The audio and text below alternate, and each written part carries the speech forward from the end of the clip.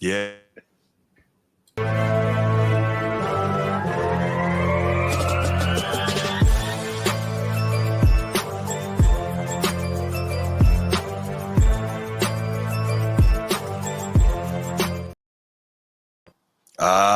Yeah, welcome in. Welcome back to another episode of the Format Podcast Live.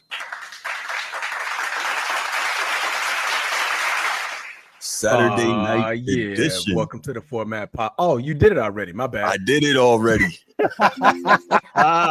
What up, Transformer? What's good? What's good, my boy? You all right? Maintaining. As you can see, let me move the mic out the way. I am repping for the American Athletic Conference champions, United States Army Black Knights. Hey, let's go. You know what? Just 1 second. Give me 1 second. Hold on. No doubt. Go get it. Let's go. And guess what? Next week, go Army beat Navy. We're going, as Shannon Sharp like to say, we're going to put foots in them.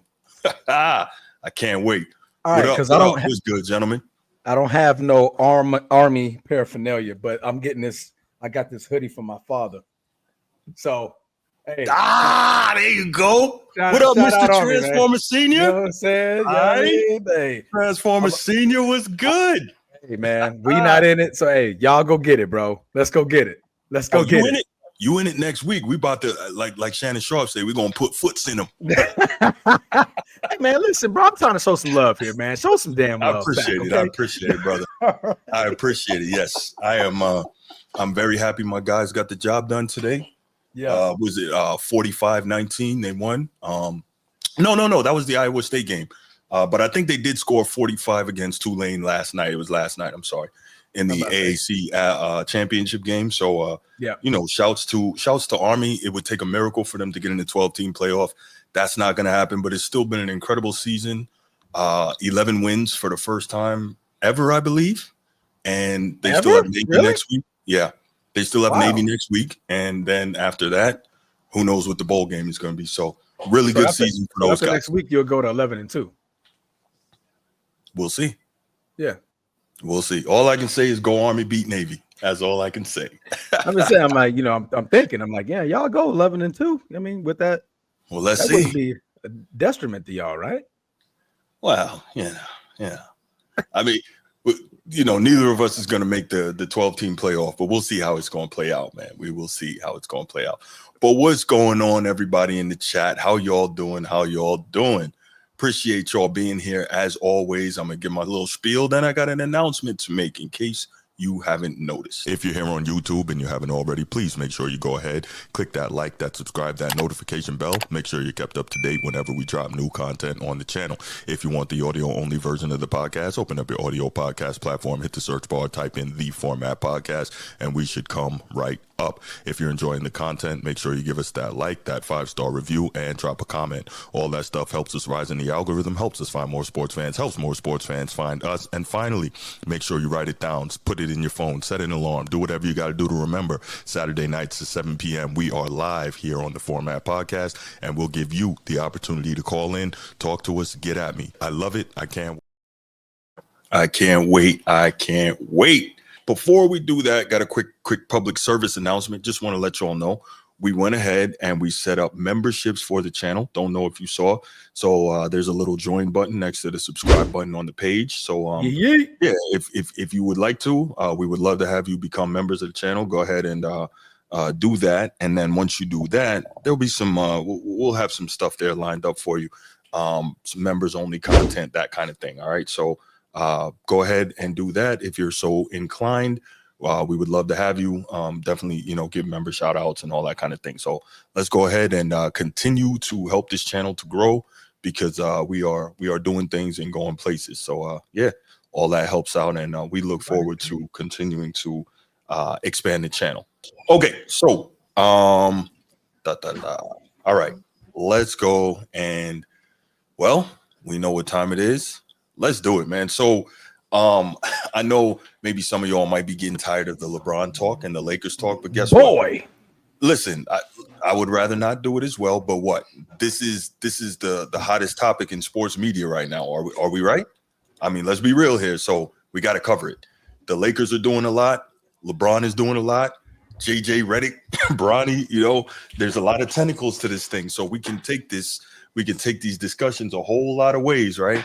We got Laker Nation in the chat. We got Laker Hat in the podcast on the panel. So we got some Laker stuff to do here. So this is the thing, right?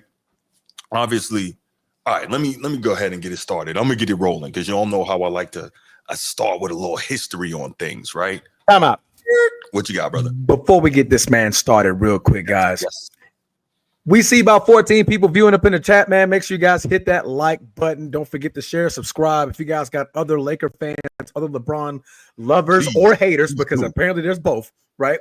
Lovers or haters, have them join in, tune in to these next two segments, okay? Because we're about to talk about the Lake Show, LeBron, and everything else under the sun when it comes to those guys. So tune in. Don't forget to like. Bruce, you got it, brother.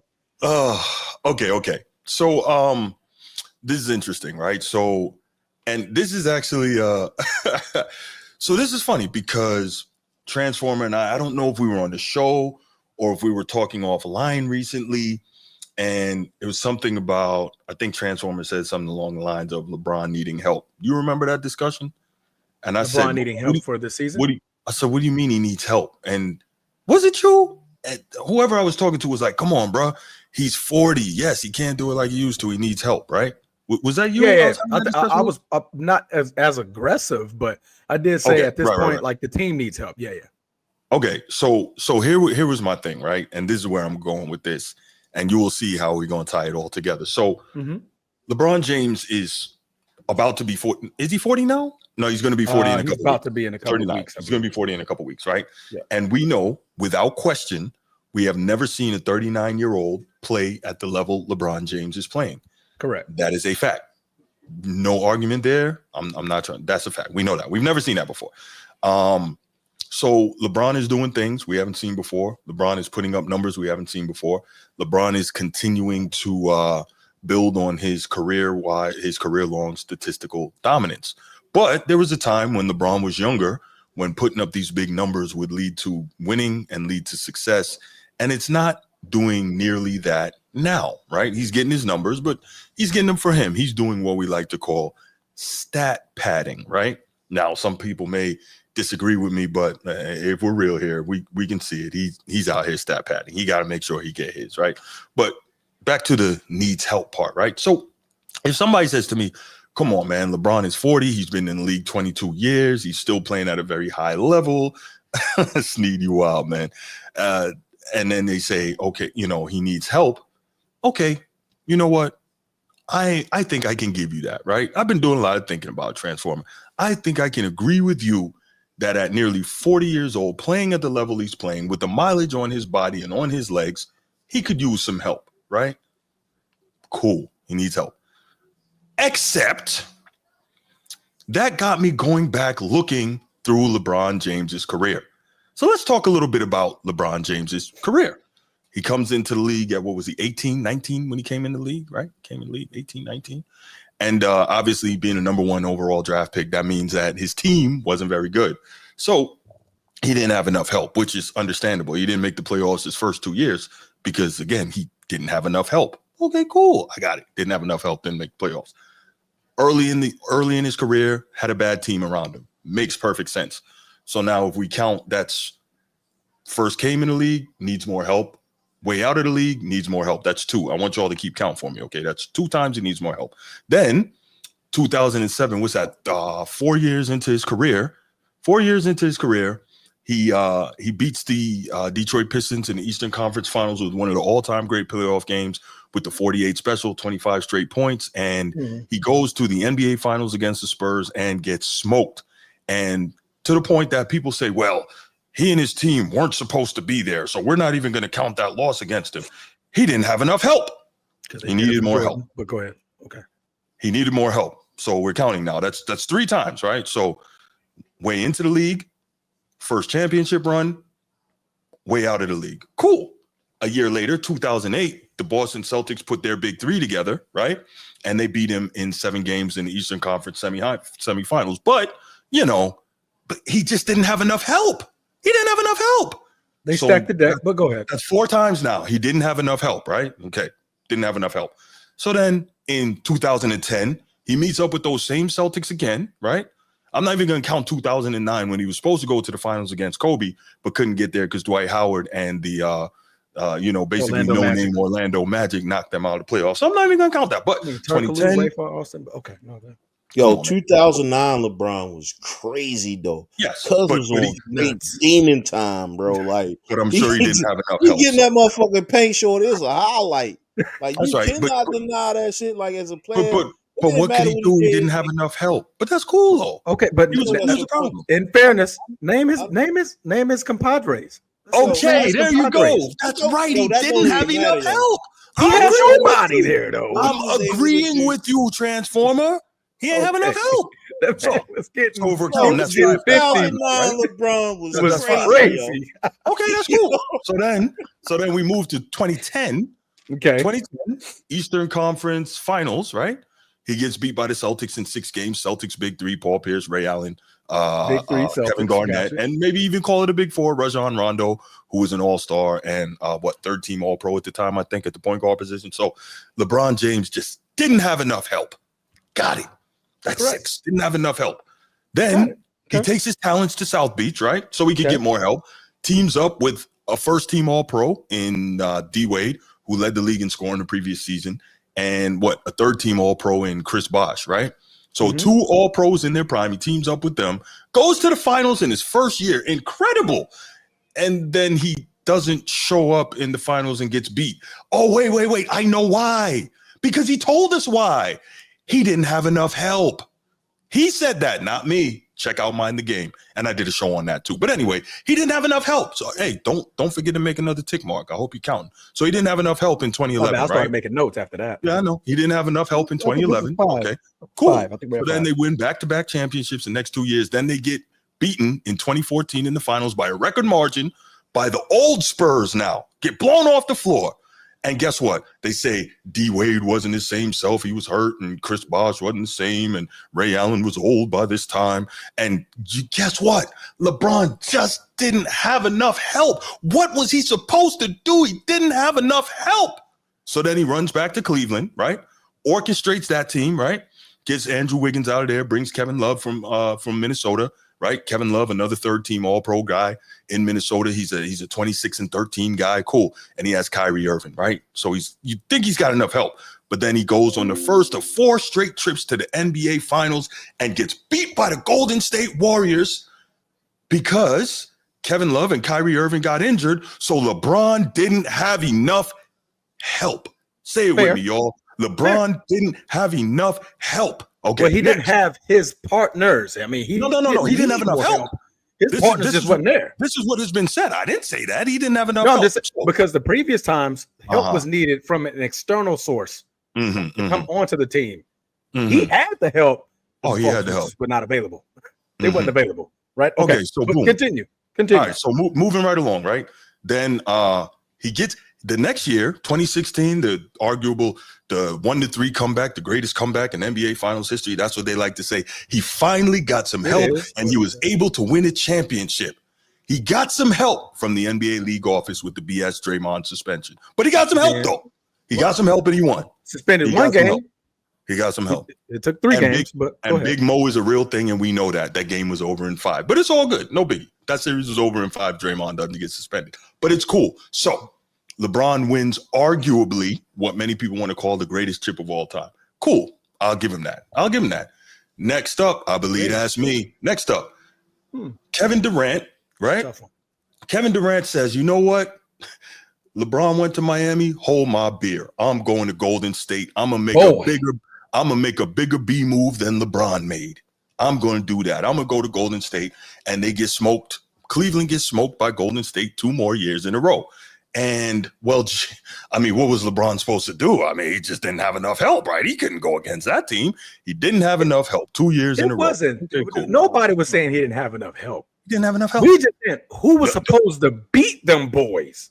It was said that he didn't have enough help. I didn't say that. Nobody would have had enough help. Jordan I've wouldn't heard have had it enough help for that. So But go again, he ahead. didn't have enough help, but it's cool. It's cool. We He marking didn't have enough help. So That's now, good. Okay. now, right. So he didn't have enough help there. Okay, cool. Then after he gets beaten 4 times in a row in the finals by Cleveland, he decides, you know what? I brought a chip to Cleveland. I did what I said I was going to do, which was incredible in all seriousness because Cleveland had, as a city, they had never won a Super Bowl. They had never won an NBA title, and he delivered that. And especially, you know, being like the semi-hometown kid, got it. Cool. Yep. Next up, I believe that's me. Get on the mic for the symphony. All right, so moving right along, he goes to LA, right? Mm-hmm. And he gets half of the young core out of there, right? He gets the young core out of there. He ends up getting Lonzo Ball out of there. He ends up getting B.I. out of there. The second year. His first year, the second year, right? Yeah, so the first year, I don't even think he finished the season, right? He got injured. No, he got the foot injury happen. Right. So then the second year, he gets those guys out of there and he brings in AD, right? Because he, you know, needed more help. So he gets AD in there. Cool. And then we count. Was that one? Was that another one? No, I'm not even gonna. Nah, we okay. All right. Moving right along. Then after that, he ends up going. Not going. They end up winning the bubble chip the year after that, right? So championship, cool, because he finally got the help. So they won the bubble championship, and now we are hearing again. We're now hearing what? That LeBron needs more help, and I didn't say it. Count it. I didn't say it. Yeah, you count that. No, that's not. That's what we are hearing now from the mainstream sports media. So I find this all very, very interesting. So I'm gonna play this clip, and when we come back from the clip, G, you go, and then Transformer, you go. We'll talk about it, and then we'll carry on from there. All right? Okay. Okay. Gotcha. Cool. A lot to digest there. But Mr. Wilbon, it's been a while since you've been here on this show, but we've heard you on PTI. You've been calling for the Warriors to maximize Steph Curry's window. Now. Is Golden State just one player away, though, from doing that? Yeah. Okay. Yeah. The player plays right across the street, around the corner, right here. LeBron James. Let's cut to the chase with this.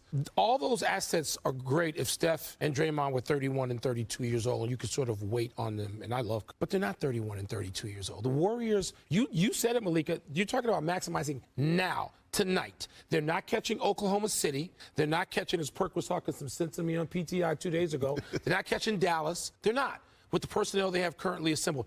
I'm not sure they can catch those two teams with the person I'm saying add either. But if you tell me, if anybody watched the Olympics, Brian Windhorst, this summer, and you saw LeBron James and Steph Curry play together, how can you not want to see that? I'm not saying it's easy. Wendy will tell us how possible, if it is at all. But you tell me at this point, the Lakers stink. All right? The Lakers are not going to do anything. The Lakers are not any good. You have AD and LeBron playing 90% of the games, and they're a 7th and 8th seed at best in the West. Is LeBron going to ride out another season like that? Why would he? Why does he need to? If LeBron James decides he wants to contend this season, you know what Wilt once did? He lived in L.A., but he played in Philly. So LeBron, how long did it take a G6 to get from San Francisco? You'd probably know. 27. A G6, 27. You can't play in San Francisco and live in Los Angeles if you want to. This is tailor-made for those two guys to play together and finish their careers. That's why I love it when Wilbon's back in L.A. because I agree with you 100%. Because, look, Shams just reported they're on the market looking for a star. What star is out there that's going to move the needle so that they can actually have a legitimate shot at winning a championship that makes the most sense? They're looking for a playmaker, right? That's LeBron James. You need the size because the wing position is the most important position in the NBA. That's LeBron James. Now, I don't know what the numbers look like, but I do know this makes a lot of sense. I do know that LeBron, he loves playing with Steph. Steph loves playing with LeBron, and we know about the relationship that Draymond Green and LeBron James have. And we have seen it time and time again this season, the body language, the frustration with LeBron James, with his teammates. And how long is he going to take Rob Pelinka and Jeannie Buss nonsense for as them not moving the needle to get him some help? He had to think coming into the training camp, the Lakers are going to be better. Why would he now think that? can see it. But why would he even the greatest stars have hope that aren't always realized. But I'm saying that right now, LeBron sees what they are, not what they could be. What seed are they today? I don't even. Have AD and LeBron missed any games? No. Okay. So they're playing all the games and they're not any better than this? Well, LeBron, we can sit here and see they can't catch OKC in Dallas. Can they catch OKC in Dallas? No. So where can he catch OKC in Dallas? So, Called it. Called it. What'd you call? What did I call? What'd you call? Some point during the season, somebody is going to reference the Olympics.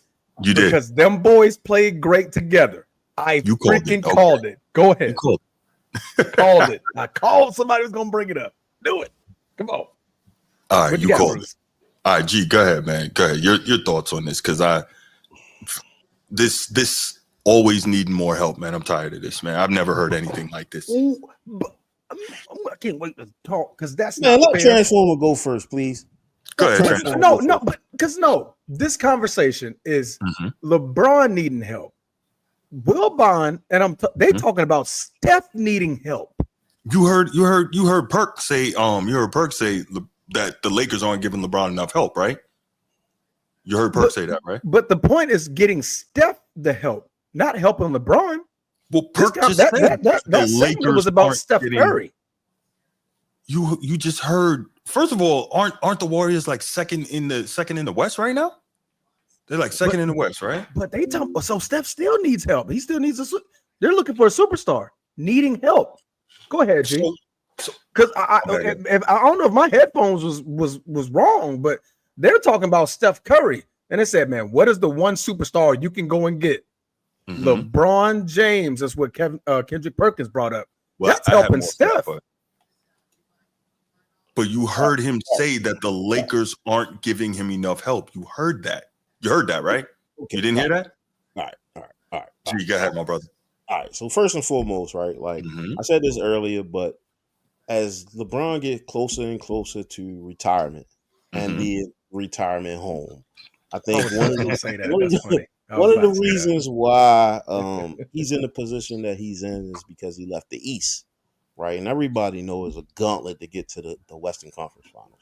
It's a gauntlet. Is that for whatever reason over the past 20 plus years, the West has been the hardest to conquer. Right, but every now and again you have those Eastern Conference teams who may do a one up. We saw Celtics beat the Western Conference Finals. Anyway, I say all this to say that in 2009, right. LeBron was on demon time, and as I start to go back and look at like his best games he ever played, from an individual standpoint, I'm not talking about everybody else on his team. He can't really control that. Well, he has been really controlling that, but I'm gonna say that in 2009, this dude was definitely like I can see why he has all of the fan base and the Brownites and the sexuals and all those other guys that's following, man. Like this dude was freaking unstoppable, bro. Like unstoppable.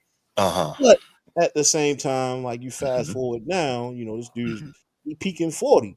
I think if he was in the East, it would be a different ball game in the East. I just think if he was balling in the East, it'd be a different ball game. And to the other point, as far as the Olympics, we only seen one game where these two was really playing really good together. Like Steph really was he was really on some chill shit. Being on the floor together is not always playing together. He was on some chill shit until it became a clutch game. And I think that's the gene that Shorty's missing, and that's probably why he got all those L's, because he doesn't have that clutch gene. He will destroy you. Back in the day, I'm gonna say back in the day, LeBron, man, like I know everybody's just like, please just let this dude just go out the pasture. He's not the LeBron of old. Nope. He's still one of the best players to play the game. Yes. And 2009, if you go back and look at it, he destroyed everybody. I don't know if he was pissed because of 2008, but he was on a freaking tear, yo. As far as I got.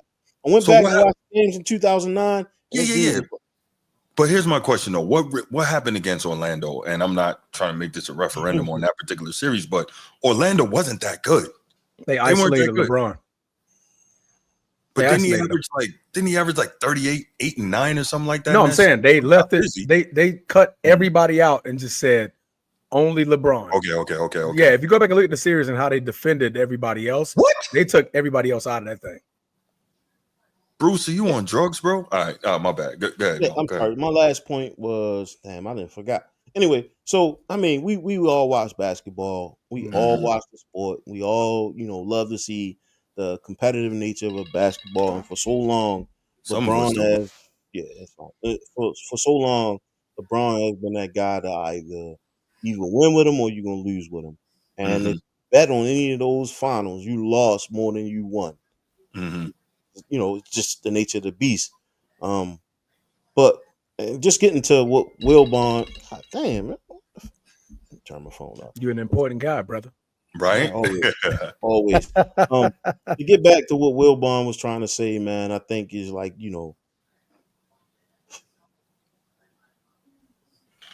it's both of these guys are seasoned and they're getting of age. And so we saw this when Kobe, was it Kobe? Yeah, it was Kobe, Shaq, Karl Malone, Gary Payton. Like everybody, once they start getting up in age, they tried to create this team. And we saw how that worked out for them. Like they didn't win. They got bumped first round. And so I don't what you go? No, we lost in the finals. We went to the finals. finals. We lost to the Pistons. Yeah, to the Pistons. Let me say this real quick though, right? So I think GP was a free agent. Karl Malone was a free agent. Karl Malone was, what was that, year 17 for him? He had just finished year 17, and then he went to the Lakers, right? Last ditch effort to get a chip. I don't see that the same way. If like you're super old, you have given everything all those years to doing it the right way, and then I just want to feel how it feels to win just one time. So you try to go latch on somewhere, contribute, and try to make it happen, right? I think that's a different thing in the case of Karl Malone, right? Would you agree, or do you think it's the same thing? I think it's the same.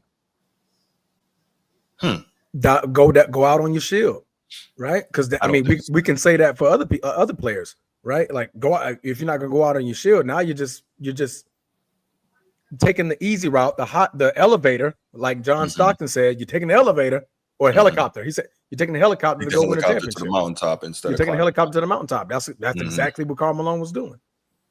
So again, but I think it's different when, for instance, a LeBron being in his prime doing that, or even a KD being in his prime doing that, versus you're at the very end and you've given everything and just couldn't quite get there. And so you're like, you know what? I will latch on here. I will contribute and try to make something happen just so I could feel. Because the difference is, had Karl Malone and those Lakers won a chip, right? Let's just say your Lakers won a chip in 2004. Nobody would have been talking like Karl Malone was the main guy, or you know what I'm saying, the main cog. So it's a totally different thing than when you are the guy, a KD, a LeBron, and you go somewhere and you team up to try and make it happen. I think that's different to me, right? That's also why I see the Celtics big three as being different, because you had Ray Allen, year 12 in the league, Kevin Garnett, year 13 in the league, Paul Pierce, year 11 in the league. These guys had all been and even, but they were in their prime still. Not really. Look at the numbers. Ray was putting up numbers. Ray Allen got busy the year before. Ray Allen got busy the year before. But to me, that's still a little different when you've been in the league for a long time and done a lot of work. And again, remember, KG was traded there. Ray Allen was traded there. These guys didn't get in the corner and whisper about teaming up and let's make sure our contracts match up so we can get over here together and all that. They got traded. Like that happened the way it should happen, organizational, right? Not scheming on coming. But anyway, y'all know how I feel about that. You feel differently, and I respect that. We got a different viewpoint. That's why I'm not commenting. Yeah. I'm letting you cook. Yeah. It wasn't my intention to take the discussion there. But yeah, my whole point was, I'm so sick of hearing this. LeBron needs help. LeBron needs help. LeBron needs help. It is so annoying because if you look, he has needed help from the moment he walked into the league. And remember, because I did it right here on this show, Carmelo Anthony put it out there, put it on blast, that Bron been trying to team up even before, from the very freaking beginning. From the very freaking beginning, he's trying to shirk competition. Come on, man. Like people who love sports really aren't bothered by this. The very essence of sports is competition. From the Olympics 2,000 years ago in ancient Greece, right? Running and wrestling and boxing, swimming. Competition was the very essence of sports from the beginning. Why is it so okay that this dude tries to avoid it? Why?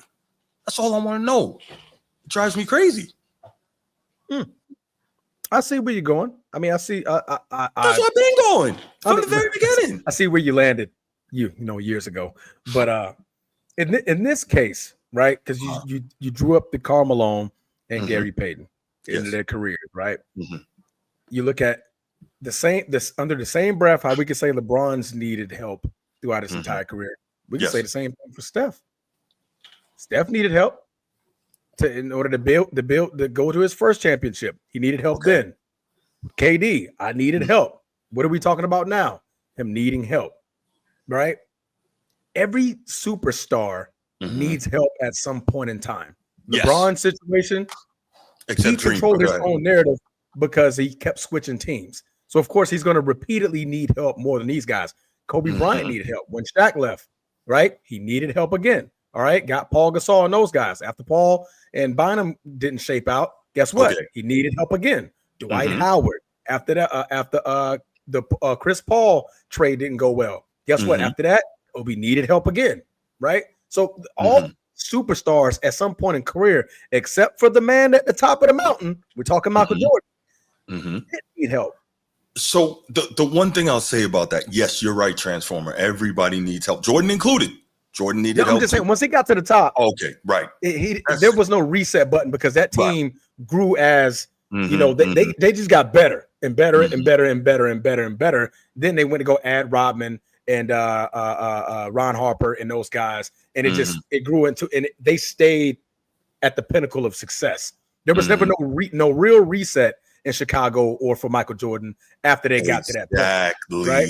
But that's thanks to the GM putting the pieces together, going to get Rodman, and they just kept that train rolling. And before Michael Jordan got suspended, but we're not going to talk about that. But here's, and I agree for the most part with what you're saying, but let's make it clear. Can we agree that no player of this level has ever needed as much help as LeBron does? Can we agree to that? Yes, everybody because he switched teams, yeah, but even still, he always needs more and more and more. But Think what about it. Doesn't though, Bruce? No, we've never seen anything like this. Can you agree with that? When they're losing, yes, we talk about it all the time. And by the way, you said what superstar doesn't? You know who? Hakeem, your dream. Am I lying? Am I lying? Go ahead, look at that 94 roster. No All-Stars, granted, no All-NBA. The only title. Dream led him in everything. No, he's got two. Stop. I mean, to what? The only two titles that he got, right? As great as Hakeem is, we may not have voiced it, but he needed help post and prior. Yes. He got his two chips and got up out of there, right? Listen, but he needed it. He needed help if you wanted to get back to that mountaintop. No doubt. But the only thing I'm saying is you asked what superstar didn't need help to win, and I'm telling you, he didn't. He did it. He did it without the help. That is what the second greatest finals run of all time. And then he was content with where he was at. It's him in 95, not 94. And then he got content with where he was at. But shout out to the super chat though that just came up. Aisha Morris, man. We're gonna put that up there on the screen. Oh, I think I hit it in. I think you go ahead, brother. Yeah, you're gonna have to do it now. I think mine's moving around. Okay, I put it up and then you took it down. There we go. Asia Morris, man, I appreciate the love, man. Thank you so much for the super chat, man. And hey, if you should so feel like it, man, if you should be so inclined, we got memberships open on the channel. So if anybody's interested, make sure you join the channel. We will start producing some members only content. You get priority responses on your comments, and you'll get shout outs, membership shout outs on the show. So it's going to be all love, man. We're continuing to grow. We appreciate all of y'all for being here Saturdays, Wednesdays, whenever I go live. Thank you so much, man. Couldn't do this without y'all. We love y'all, man. We love y'all.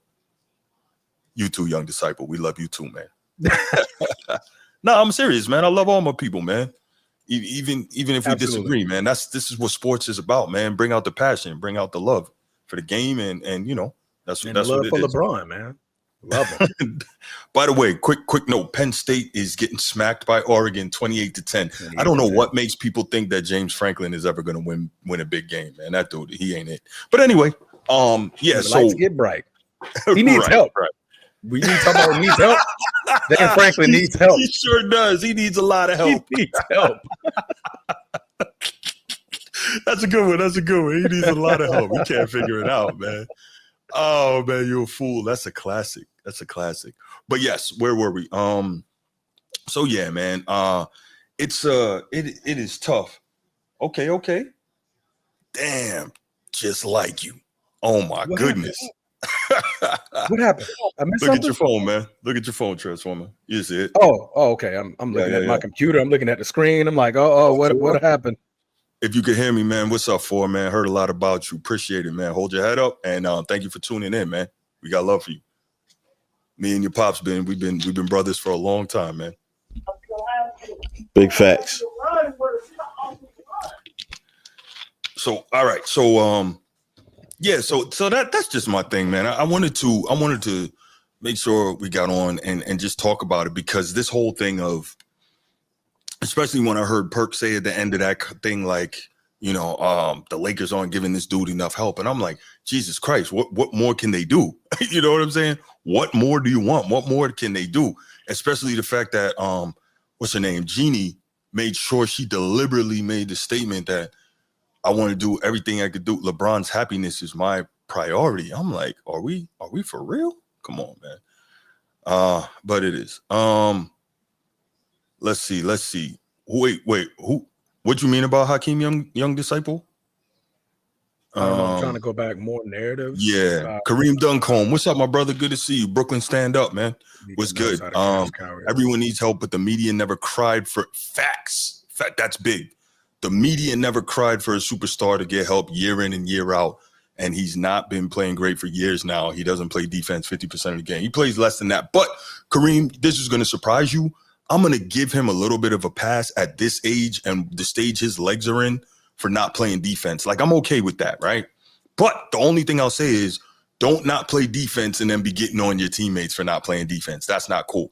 But if you know you can't get in the crouch, which we don't expect you to in year 22 with about 10,000 freaking miles on your legs, I get that.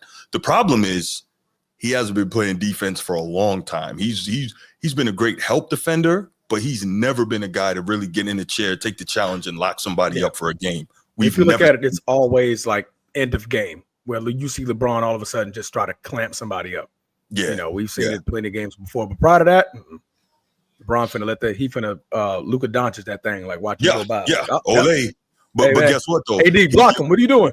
He'd get credit for that chase down block though, right? He'll let you go past and then you go get the chase down block. and LeBron James with the chase down block. That's his specialty. Okay. That wouldn't have had to happen if he had let him go past for, but we got what we got, man. But yeah, so that's my thoughts on it, man. I'm just frustrated. We've never seen anything like that. Young disciple, who's a serial loser? Curious to know who that is. Who's a serial loser? Yeah, let's see. He doesn't clamp anything flat-footed. He never really has. He defends slow power forwards well, I guess. Yeah, that's correct. We tend to disagree sometimes, not all the time. But if you go back and you look at certain plays in the fourth quarter, just literally like the end of the fourth quarter, where he's literally just playing great defense. That's what I'm meaning. Nobody's clamping up nobody in this damn NBA. There's no clamps. Nobody got clamps. Kareem, you're right. You got clamps? Right, Kareem. Clamps, go ahead, G. What you got, G? So I think the differentiator here is is he able to clamp up tier 1 athletes or superstars? Never has been able to. Right. And so we look at Kevin Durant, right? When Kevin Durant was like, when I came down, I saw what he said? He said the heels of his foot was beyond the 3-point line, and I knew I had him. And so he broke it down from like a fundamental standpoint of how bad, his defense is. Like, Kevin Durant is a goddamn shooter. Mm-hmm. Why are you not playing up on him? And right. You go back and look at the tape, you're like, God damn, he was right. Like, but to openly talk shit about a superstar is like, to me, that's like, oh yeah, that's somebody challenging you, right? Granted, the season over, they won the chip, they hoisted the trophy, but next year You know what I'm saying? Like we not seeing him like clamp down or that fear instilled in a lot of these superstars.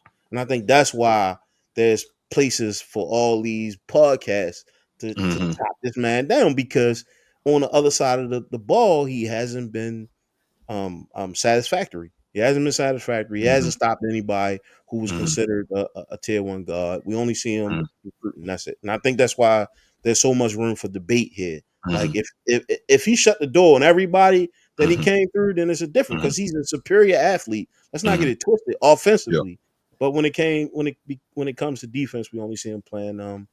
All his highlights is like he running behind people and blocking. He even said it like, all I need you to do is just the first person that's there is just alter the shot you down just a little bit, and I'm gonna clean it up. Like that's and so. And you know what's funny? Skip said that for years, and they called him a hater when he said it. He said that for years. But listen, this is what I'm going to do. I appreciate the commentary. I'm going to open up the lines now. But before anybody calls, I'm waiting for a special call. That's you, G4. So I definitely want to hear from you, brother. So number is 904-219-8264. 904-219-8264. So anybody calling, just hold off. I want to take this call first, and then after that, I'll take as many calls as you like.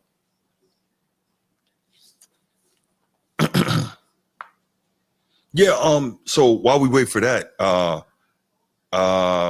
so Hakeem's serial loser, that doesn't make sense. He's 66% in the finals. LeBron is 40% in the finals. So yeah, that doesn't add up. But it's all good, you know. I mean, we want getting in there is the loser part. We want to talk about narratives, but I guess the narratives only work one way. So it's all good though. I get what he's saying, because he's saying out of all the years that you've been there, you've only gotten there twice. So that means you're a loser in every other season. I get it. He's been to the finals 3 times, Dream. And he also, if we're real, we know he did not have the help LeBron James has had throughout his career. Is that fair? Is that fair to say? Nor the help that Jordan had, did he? I guess not. I think the difference is, right, with Jordan, though, people want to push the Scottie Pippen narrative, right?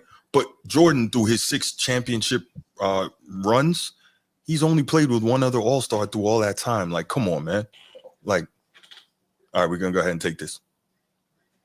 I got one thing to say before y'all start. Hey, if you're in the chat, make sure you challenge this guy, man. He does his homework. Don't call in with no unnecessaries, right? Like, make sure you got your shit together, because this dude does his homework, man. That's a big pillar and the foundation of this chat. I mean, this podcast. So if you call in, make sure your ducks in the line, or he gonna hand it to you, bro. Like he's gonna give you that work if you don't call in and you straight. Not to stop anybody from calling and saying their piece, but I think we can make this a place where bring your facts. Bring the facts. No doubt. That's all I got. No doubt. Where was I, Transformer? I forgot. You said you had a call. You were taking a call, yeah. You were taking a call. Yeah, I was waiting for the call. Oh, you're waiting for the call. Gotcha. Yeah, I was waiting for the call from G4. But yeah, where were we? Awaiting the call. I thought I was saying something, and then G said he had something to say. You just said you had a call coming in, bro. That's it. That was all. No, I didn't have a call coming in. No, we was talking. No, I think he was saying like we were waiting on the call to come in. Yeah, drop the number, yo. You gotta drop the number, shorty. I put the number in the chat. I did. 904-219-8264. 904-219-8264. Call in. Oh, I don't do my homework now. Okay. Well, all right, cool. It's all good though. Yeah, so I think my thing with Dream was, and I always point to it, man. If you go back and look at Hakeem's teams and his you look at his teams and what he had, especially in the West in the time he came in the league in 84, and from basically 80 to 79 through 89, the Lakers, your Lakers, played in the finals 9 times, right? And they won 5 championships. They were arguably the most loaded team in the league, right? And then you look at Dream's rosters. I'm not sure what he was supposed to do there.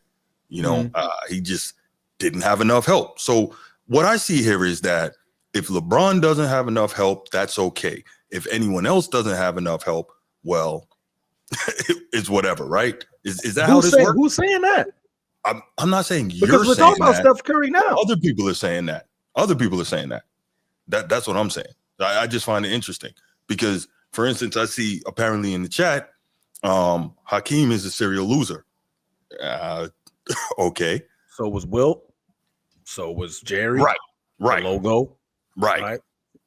So it's LeBron. I mean, realistically, retrospect, but the logo was a serial though. loser. He's like 1-8 in the finals, but you say what? I said realistically, the logo probably was a serial loser. He was 1-8 in the finals. Oh, that's why I mentioned. That one's a tough one. That's why I mentioned. That's a tough one, but that's tough. I mean, yeah, that's tough, man.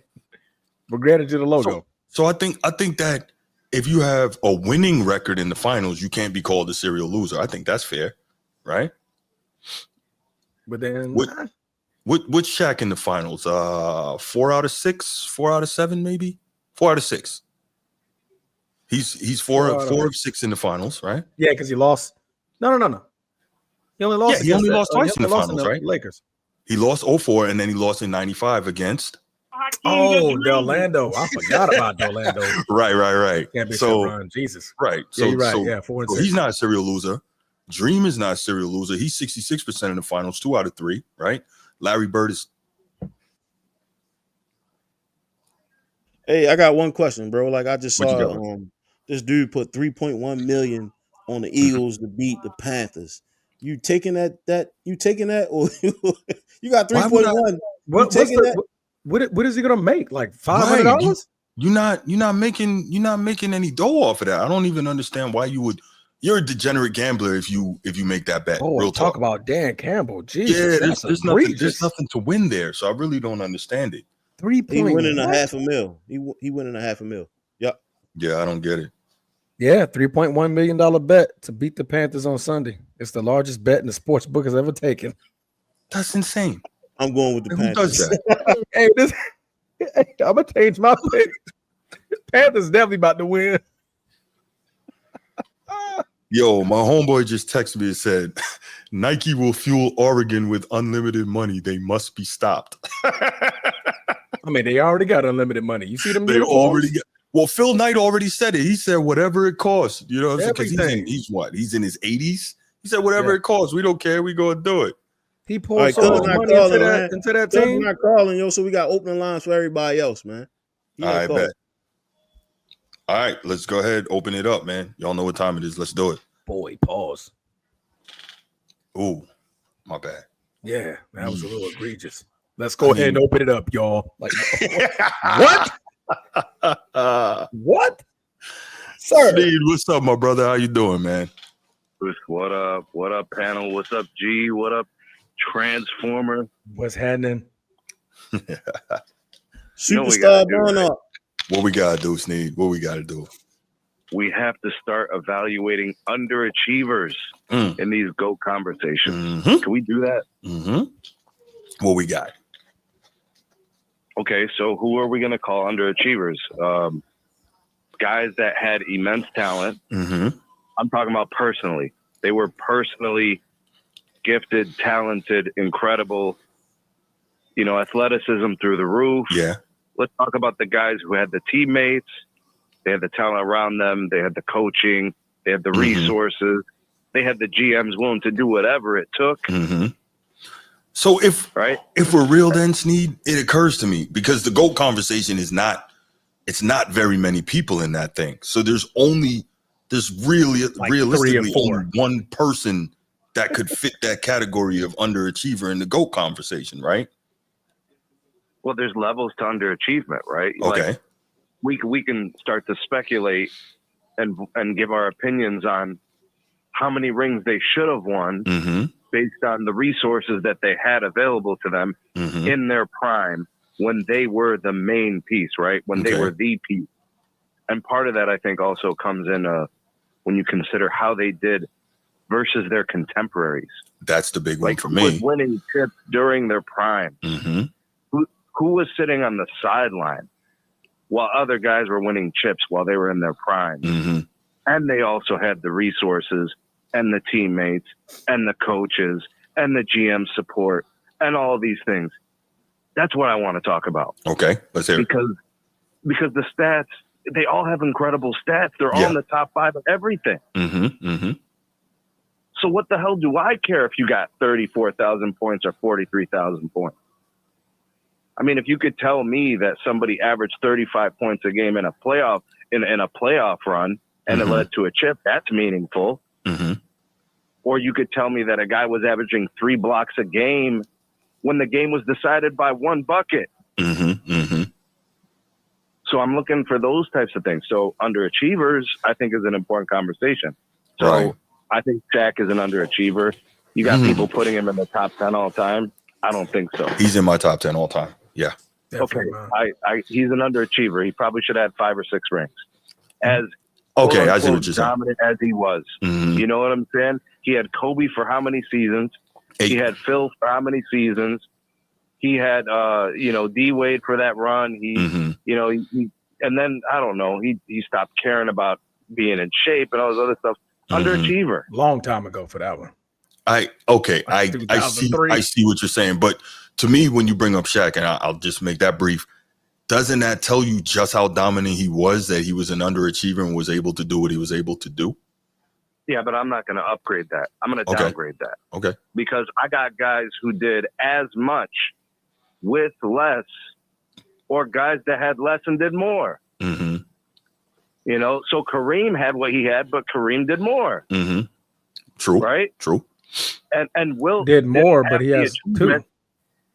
What do you mean? Right. What do you mean by did more? Did more? Where does Shaq rank all time in all of those center records? So like most rebounds, people have him in. Oh, okay. Points. Statistically, okay, I got you. Okay. You know, because he's got 4 rings, right? Okay, and Kareem has what, 5? 6. 6. Yeah, okay, 5 so with the Lakers, 1 with the Bucks. That's what I'm telling you. Like these things, the final nuance. It's not the stats. The stats are all there for all these guys. I have to start looking at other things. Bro. Yeah. Come on, man. Yeah. We're literally talking about Tim Duncan. So in an era where athleticism was rewarded as being the most important thing in the NBA, he was killing everybody. Yeah, that's interesting because I was just reading something the other day, and I think that Tim Duncan probably does not get his due for how dominant he was. That dude was a killer for a long time. And what I love about him is like, because he seemingly had no ego, like he'd just do whatever the team needed. And that right there is really, really big. And that's what allowed the team to win for so long in so many different ways. Go ahead. He took multiple rings from Kobe. He took multiple rings from Bron. What are we talking about here?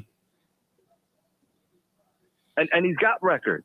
You know, he's in the top 10 for a lot of things, in the top 5 for a lot of things. Timmy was a monster. Rebounds and games played and all this. He's an Iron Man until the very end when he got that old and they start managerial games every minute. You remember the injury report in the Spurs? It would say like, Manu Ginobili out tonight, old. Remember Popovich?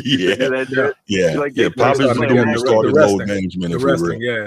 Right. But it's the final, those little nuances. Like what made Hakeem a special player was the fact that he was so incredible on both sides of the ball. All these NBA players who couldn't shoot, could not get a shot off, had no bag, calling him up in the summer, teaching him footwork, including LeBron, who was basically pounding his foot into the ground and nobody's biting. You know what I'm saying? Yeah. So he calls Hakeem. Bro, Kobe calls Hakeem. Kobe called Hakeem. MJ was watching Hakeem. What are we talking about here? And the guy played both sides of the ball elite. I think he's the second best two-way player ever. I do. The only thing Hakeem did that he never really fixed all that, the turnovers, man. You know, the passing, kind of lazy passing. I watched him very closely. He never really fixed that. You know, and it was residual from when the team was bad, and he felt like he had the press to do more. Right, and it never really changed all that much. But during those finals runs, he put it all together. You know what I'm saying? You know, and this is the way. Like LeBron underachieved. This guy, you know, you're talking about needs more. You had teams that were top 3 in 3-point shooting. I'm talking about LeBron teams. Top 3 in 3-point shooting. top 5 in overall defense, top 3 in rebounding, top 3 in 3-point field goal percentage. When everybody was talking about analytics, right? The last 5, 6, 7, 8 years, all his teams had top 3 3-point percentages. And then they were losing. In the Lakers? In those important moments against those teams that had complete teams, right? But LeBron just wasn't good enough at the time. Like when I look at 09, when I look at 08, when I look at 07, and even when I look at 2010, he was not good enough yet. He was good enough in 12. Right. He was good enough in 13. He was good enough in all those years with the Cavs on the second run, right? Because he got one, obviously, right? But he wasn't good enough yet. In 09, he wasn't good enough? No, he wasn't good enough. Well, okay. All right. Explain how. Because, I mean, 38, 39, 8, and 8, that's tough. What outcome did he get? What outcome did he get? He lost. That's a team, though. He didn't lose. Like, the team lost. All of his teams were winning 66 games a year, 63 games a year. That is, those yeah. teams, Those you were can way have better whatever teams. record you want. The Warriors were 73 and 9. What record did they get? They lost, right? Those teams, those teams were ranked top 3 in defense, top 5 in defense. That's true. Top 3 in rebounding, top 5 in rebounding. That's true. Offenses, top 3, top 5, top 3, top 5. And, bro, he had 4 teammates that shot 39% or better from 3. You know and what did they shoot against the Magic? Name it. And what happened to the Magic? They got their ass kicked by the Lakers. What does that have to do with LeBron? Because we're talking about LeBron. You're skipping ahead here.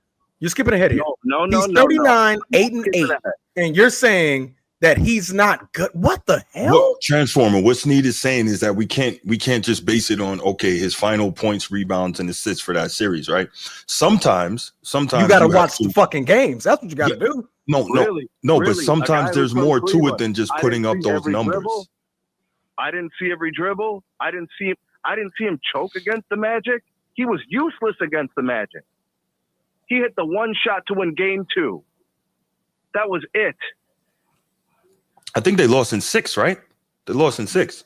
The man was useless, but he scored 39, 8 and 8. I'm trying to figure out that's tough. Okay, maybe that's useless tough. is a strong word, but Transformer. I think what we're saying, right? Hold on, Transformer. I think what's being said here is, don't you always hear about, despite Jordan's amazing scoring numbers? I don't necessarily subscribe to this, but the argument is, despite his amazing scoring numbers, when Phil came, Phil taught him that sometimes you have to do less to win, right? You hear that weird kind of discussion.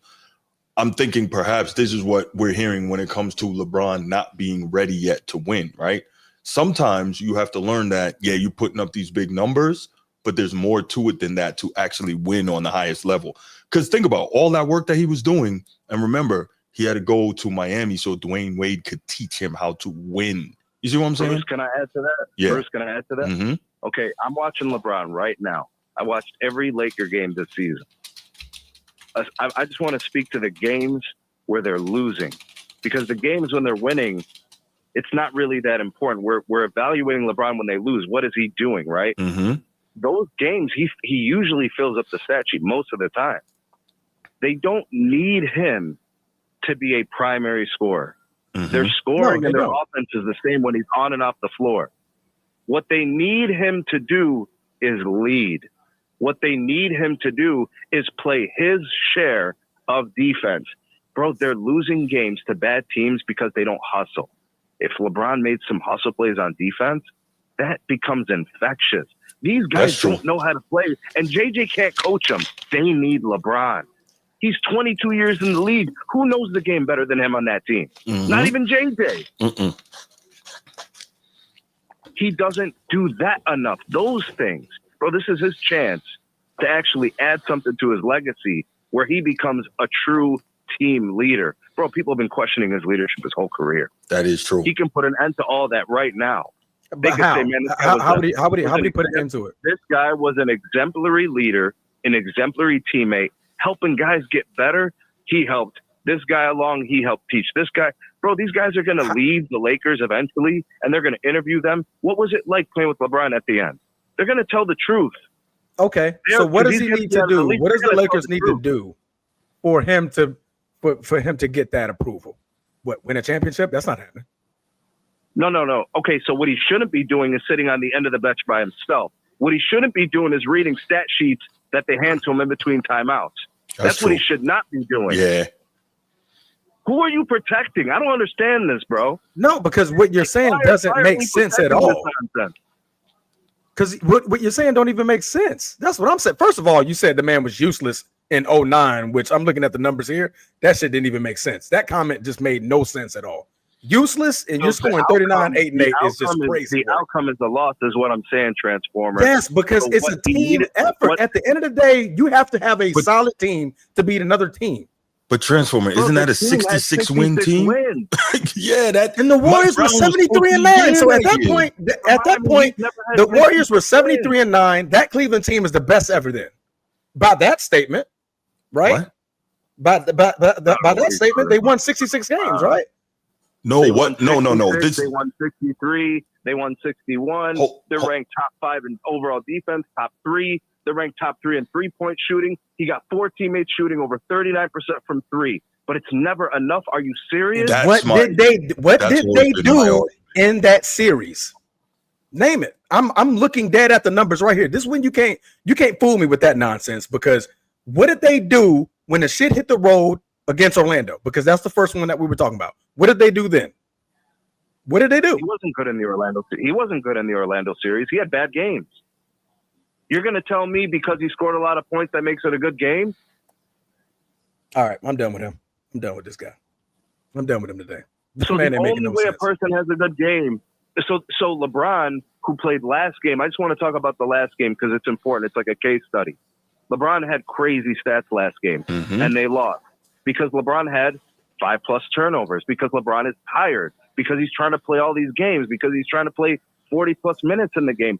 Like, I get it, bro. He wants to be this, and he wants to be that, and he wants these numbers. This team needs something different. They need something different from him. They're not getting it from it, bro. You better listen. This Lakers team can spiral out of control once AD checks out. If he gets injured or if he checks out mentally and this shit hits the fan, this team will lose 10+ games more than once in the season. We've been there already. We've been there. AD is a defensive anchor. You lose your defensive anchor, of course you're going to look bad. That's just common sense. Bro, but even he is starting to look apathetic. You watch him defensively, you can see that for real. Guys don't know how to switch. They have no plan. They have no defensive philosophy on switching. They don't know how to go under a screen, over a screen. They don't know how to commit. You saw what happened. Bro, Trae Young was ice cold, as in he couldn't hit anything. And they gave him exactly what he wanted, an open 3. I think Reddick even talked about that in the post game. That team is not coached well. JJ can't coach them. He can't lead them. He doesn't know how to get through to them. LeBron can. That's funny because 2 weeks ago we were having a different conversation, but they go on a little funk. I agree. 7 out of the last 9. They're in a funk, right? But just 2 weeks ago, we were not. This is what I don't understand. Other teams can go in funks and we don't make it a big deal. Now they're in a funk. We're making it a big deal. I don't like that. I don't like that's not fair, bro. That's not fair. They lost to a play-in team by 40. They almost lost to the Jazz. That's the second worst team in the league. They went down to the wire, bro. The Jazz lost it because they called a timeout and did some other thing. Bro, this team needs something different than LeBron filling up the stat sheet. They need LeBron to play 30 minutes of quality hoops with him leading. Not leading in stats. If he ends up scoring the most, fine. If it's organic within the game, cool. But they need him to help them get better defensively. He needs to have the leadership element, bro. They need something different from him. They don't need him to have a triple-double. They got AD for stuff like that. For a triple-double? No, that's not AD's forte. Yeah, but I'm talking about getting the points and getting the rebounds and the blocks. AD's the guy who's going to be doing most of the production. Bron needs to do the leadership stuff. JJ sucks. And JJ's there because of LeBron. 2 games in, he sucks. Got it. Go ahead. Continue. He sucks. No, I think. Come on. Listen, I know you're a Laker fan, but I think no. Because this is what's not fair. Okay, we were in the same position just last year with Darvin Ham, record wise. We were in the same position. Let the man finish out the season to determine whether he sucks. We're going through a funk. No. 7 out of the last 9. That's a funk, bro. Did Darvin Ham coach defense though? Like, he coached with his hands in his pockets. I don't know what he coached. Okay, but you I'm can't trying tell to me you figure out. believe JJ Redick is as good or better coach than Darvin I'm Ham. not gonna say neither yet. I haven't seen enough. Okay. I don't. First of all, I don't really watch. I don't watch basketball. I don't watch basketball until really after the All-Star game because that's when it really matters and it gets serious. From game 1 to 22, I'm just. Okay, that's fine. So you're admitting you don't watch that much. That's cool. But I'm telling you what I'm seeing is these guys don't hear him. They're not like understanding him. It's not getting through. Bro, in the media, JJ blames instead of like trying to create some camaraderie, instead of saying, I'm riding with my team, we're going to get better, we're going to fix it. He starts like assigning blame publicly. He's got a bad attitude towards his players. He's always had a bad attitude. Yeah. He can lose this team very easily. He's got really questionable leadership qualities. LeBron's the only one who could offer anything of leadership at this point. Even AD is starting to get apathetic. And when apathy ticks in and your best player doesn't care anymore and he's not trying, bro, he checked out of the first quarter against the Heat. The first quarter, I saw it right there. He was done. They lost by 40. That shit's going to happen more and more down the season if this stuff doesn't get fixed. But you're going to tell me, oh, LeBron's getting his numbers. But that's not what the team needs. Nah, Transformer's not going to tell you. Transformer, he's going to be objective. If he sees it, he'll tell it. But there are a lot of people that are going to tell you LeBron is getting his numbers and he's 40. What more do you expect? That you won't hear that from Transformer. I'll give him that credit. He's objective. There's a lot of people you will hear it from. But yo, Sneed, man, I appreciate the call, man. We got to run, and I think we got a couple more waiting in the Steve, queue. I'm not saying like I don't watch any of the damn games. I am watching my damn Laker games, first of all, but I'm not putting that much criticism into the first quarter of the fucking league. I mean, the season. I just don't do it. Nobody is truly themselves. Right? Yeah, nobody's truly themselves. Until that All-Star break. When that All-Star break, when you're 50 games in, because right now we're looking at the Timberwolves, they're playing bum basketball right now. Are we going to say that they're one of the worst teams in the league? We're not. This is why I don't put much emphasis on the first quarter of the season. So I'm not going to sit back. I'm like, all right, you just figuring it out. Like teams out there balling, hooping, seeing what works. Then we get to the trade talks. We see what pieces can be moved around, yada, yada, yada. Then when the All-Star games hit, that's when we see teams really. That's when I'm gonna really critique. Okay, now there's a coaching issue. There's a player development issue. There's a this piece is needed. This piece is needed. We need this from this guy. That from that guy. 22 games in, I'm just like, all right. Fair enough. Laro, what's good, man? What you got, brother? Hey, what's up, man? I don't know how to unpack that last call, but I mean, he started off with a very great point. I mean, I was agreeing with him, right, when he was talking about Shaq, right? Okay. As far as like the GOAT debate, it's not the GOAT debate, it's an all-time great debate. Right. Right? So Shaq could have been in that GOAT debate if he had shot better free throws, worked on that a little bit better, came in better with conditioning, did a lot of things differently and whatnot. So Shaq would, and Shaq has come out publicly and say, man, it's hindsight is 2020, Shaq, but I mean, he's come out publicly and said, I wish I had taken things more serious and whatnot, right? Yeah.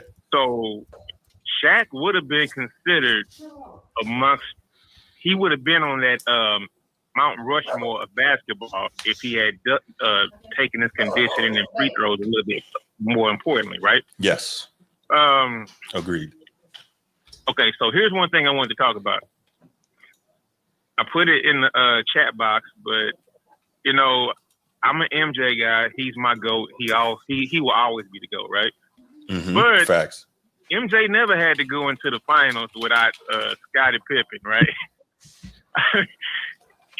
Okay, go on. I'm not going to even say he had to go into the finals without Scottie and Horace, but he never had to go into the finals with major injuries facing, it wasn't a prime rival because I don't think they played the same team twice or whatnot. I don't think so.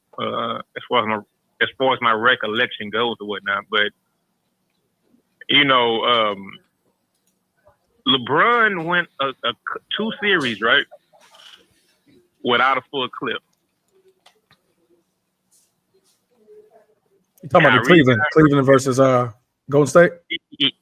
2 years in a row. Yeah. Kyrie and Kevin Love got hurt. And, you know, he did. But it's that series it's the series against the Mavs when he had everything he needed, right?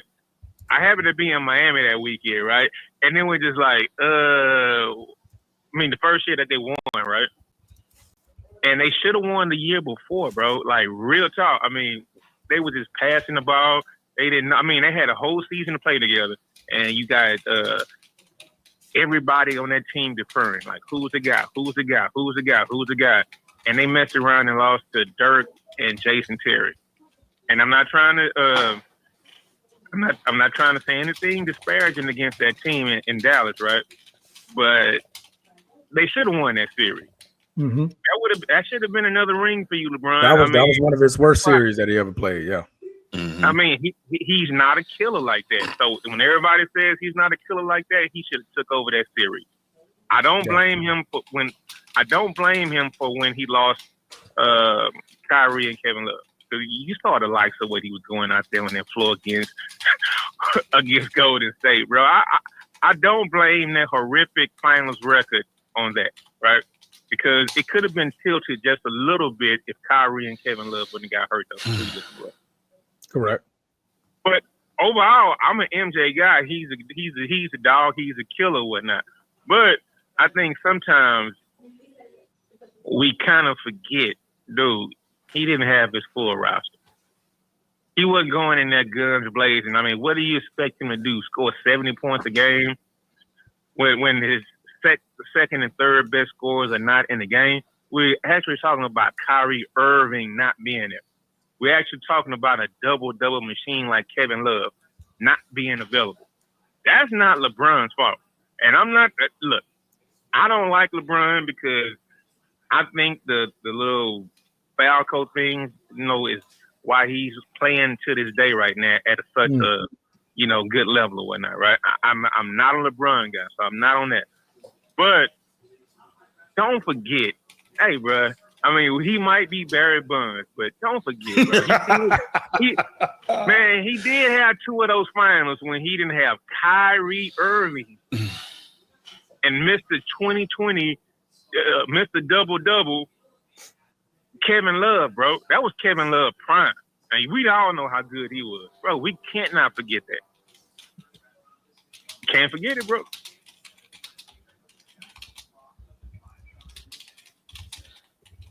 So that's why okay, so that's what I wanted to point out to you guys. So man, there were some great points, man. I say that a lot, but it gets ignored. We give LeBron a lot of slack. Way too much love. I know. No. We give him hell for the 4 and 6, but when we say certain things for LeBron, when it comes to retrospect, okay, because I'm seeing in the chat right here, we're talking about Jordan was in year 3 and yada, yada, yada. But don't forget, he played the years in college. So at this point, his age trajectory was about the same or even more than what LeBron's age trajectory when he ran against the Spurs. And we're saying, oh, well, we expected Jordan to beat that Celtic team in year 3. But we just said we can't do that for Bron. Bron was in year 4 and had to go up against the Spurs, right? So we don't give that fair criticism. And then always point to the fact that first Golden State series, he goes in without Kevin Love, Kyrie Irving, but you're the GOAT. You're supposed to overcome all of these adversities and win the title, win the big one. But like I said, I never see it fairly criticized both ways, right? You know what I mean? To say 4 and 6, but 4 and 6 without context, you're like, okay, but we make context for every other thing that another superstar does.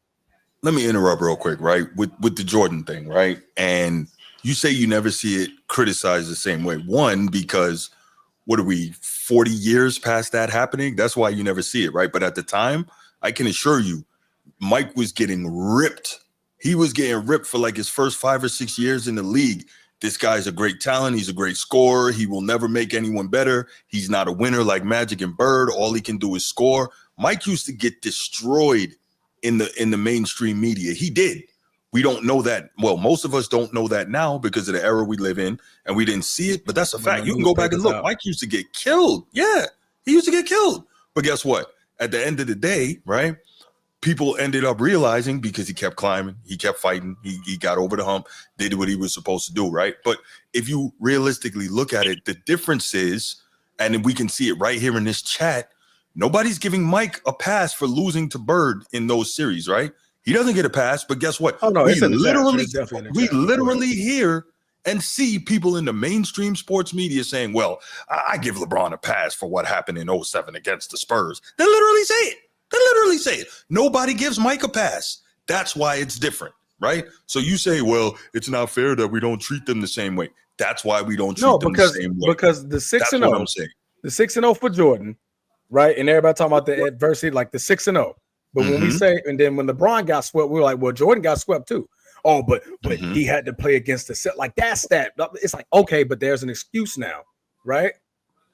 That's where it gets a little tricky because I get it. You know, people say, but then in the same breath, I get your point there because people say like, oh man, we give LeBron a pass, but we still count it 4 and 6. If you give him a pass, it's 4 and 5, right? Well, I don't give him a pass. That's why it's 4 and 6. I don't give him a pass. No. It's not a pass. So is it a reason or an excuse? And what I mean by, okay, here's one thing I can say about LeBron's career that Mike had to do that LeBron didn't have to do. LeBron went his entire career by bullying people, right? Karl Malone style, right? He never had to deal with a hand check his entire career. Karl Malone didn't bully people, but go ahead, man.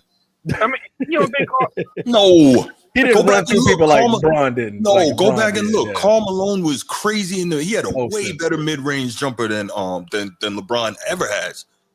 Yes. But that was the thing. It was the Karl Malone body with the Magic Johnson type skills or whatnot, right? That was LeBron James coming out. All right, go ahead. So he never had. I mean, he played. LeBron used to be able to drive down indiscriminately without anybody having to touch him, any hand checks, just go down the lane and just bully people, right? Mm-hmm. So what I'm saying is like to anybody who like gives the all the stats, like the all-time great stats, I mean, the longevity, I mean, that's cool, bro. I mean, I respect the longevity.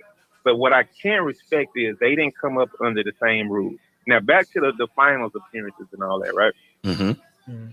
Look, LeBron, he choked a couple of them out. But for the most part, he didn't go into it with a full clip.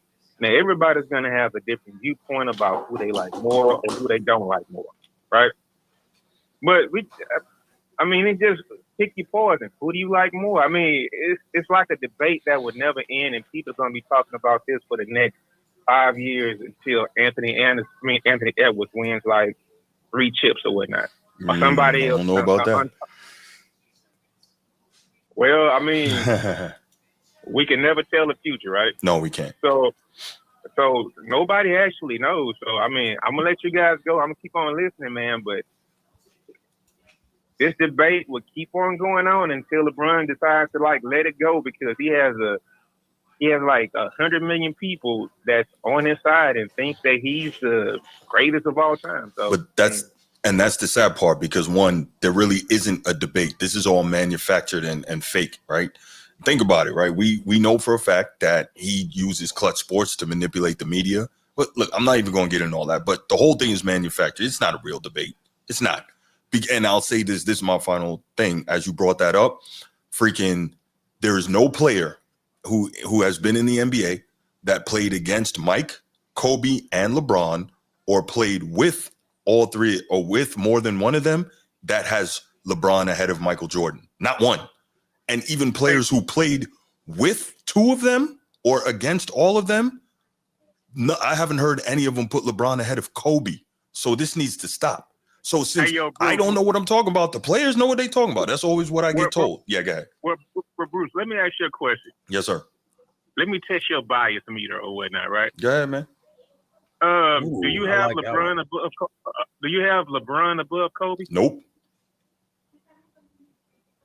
And let me check this out. Transformer tell you who's my team. Transformer. The Celtics. Who been my team since I was in third grade, Transformer? Celtics. In the mid 80s. There you go. And so no, I do not have LeBron above Kobe. Nope. All you have to do is watch the two play, and you just got to watch the two play. Like that's all you need to do. I got Kobe over everybody, so don't even ask me that question. Bruce, as far as like watching basketball, dude, I mean, if we just go off basketball players, if we go off strictly off basketball players, and being a better player on the court, I don't have him above a guy like T-Mac. I'm talking about. I'm not talking about. I don't know if I can go that far.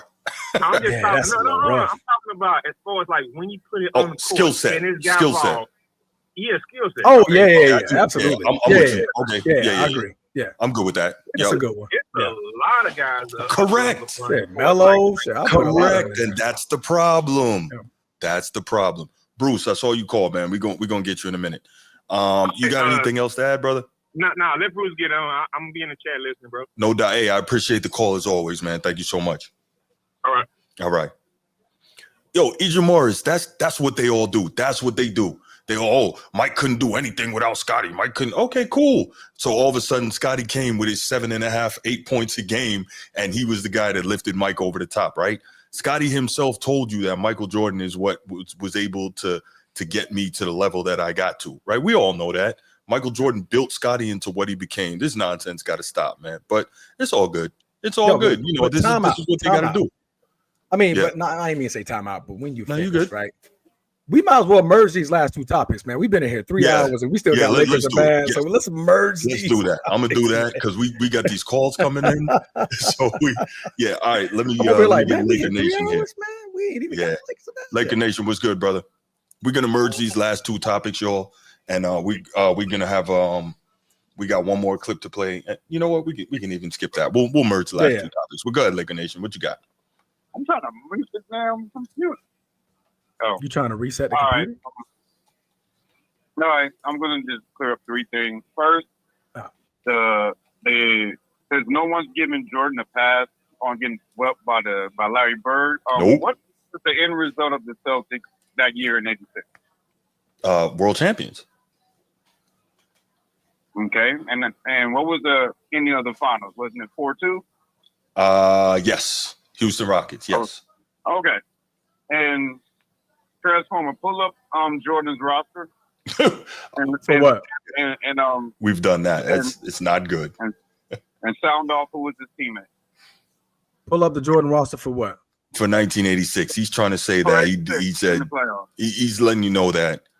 He's letting you know that, you know, people getting on MJ for getting swept by Bird in the Celtics in '86, despite his, you know, his incredible performances. But, you know, he didn't have enough help. We know he didn't.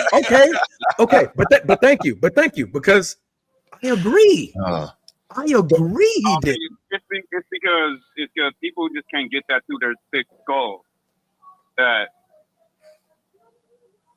people can't get it through their thick skulls. That Jordan was doing all them scoring out of necessity to make his team competitive. Right. If he wouldn't have done that, they wouldn't even make the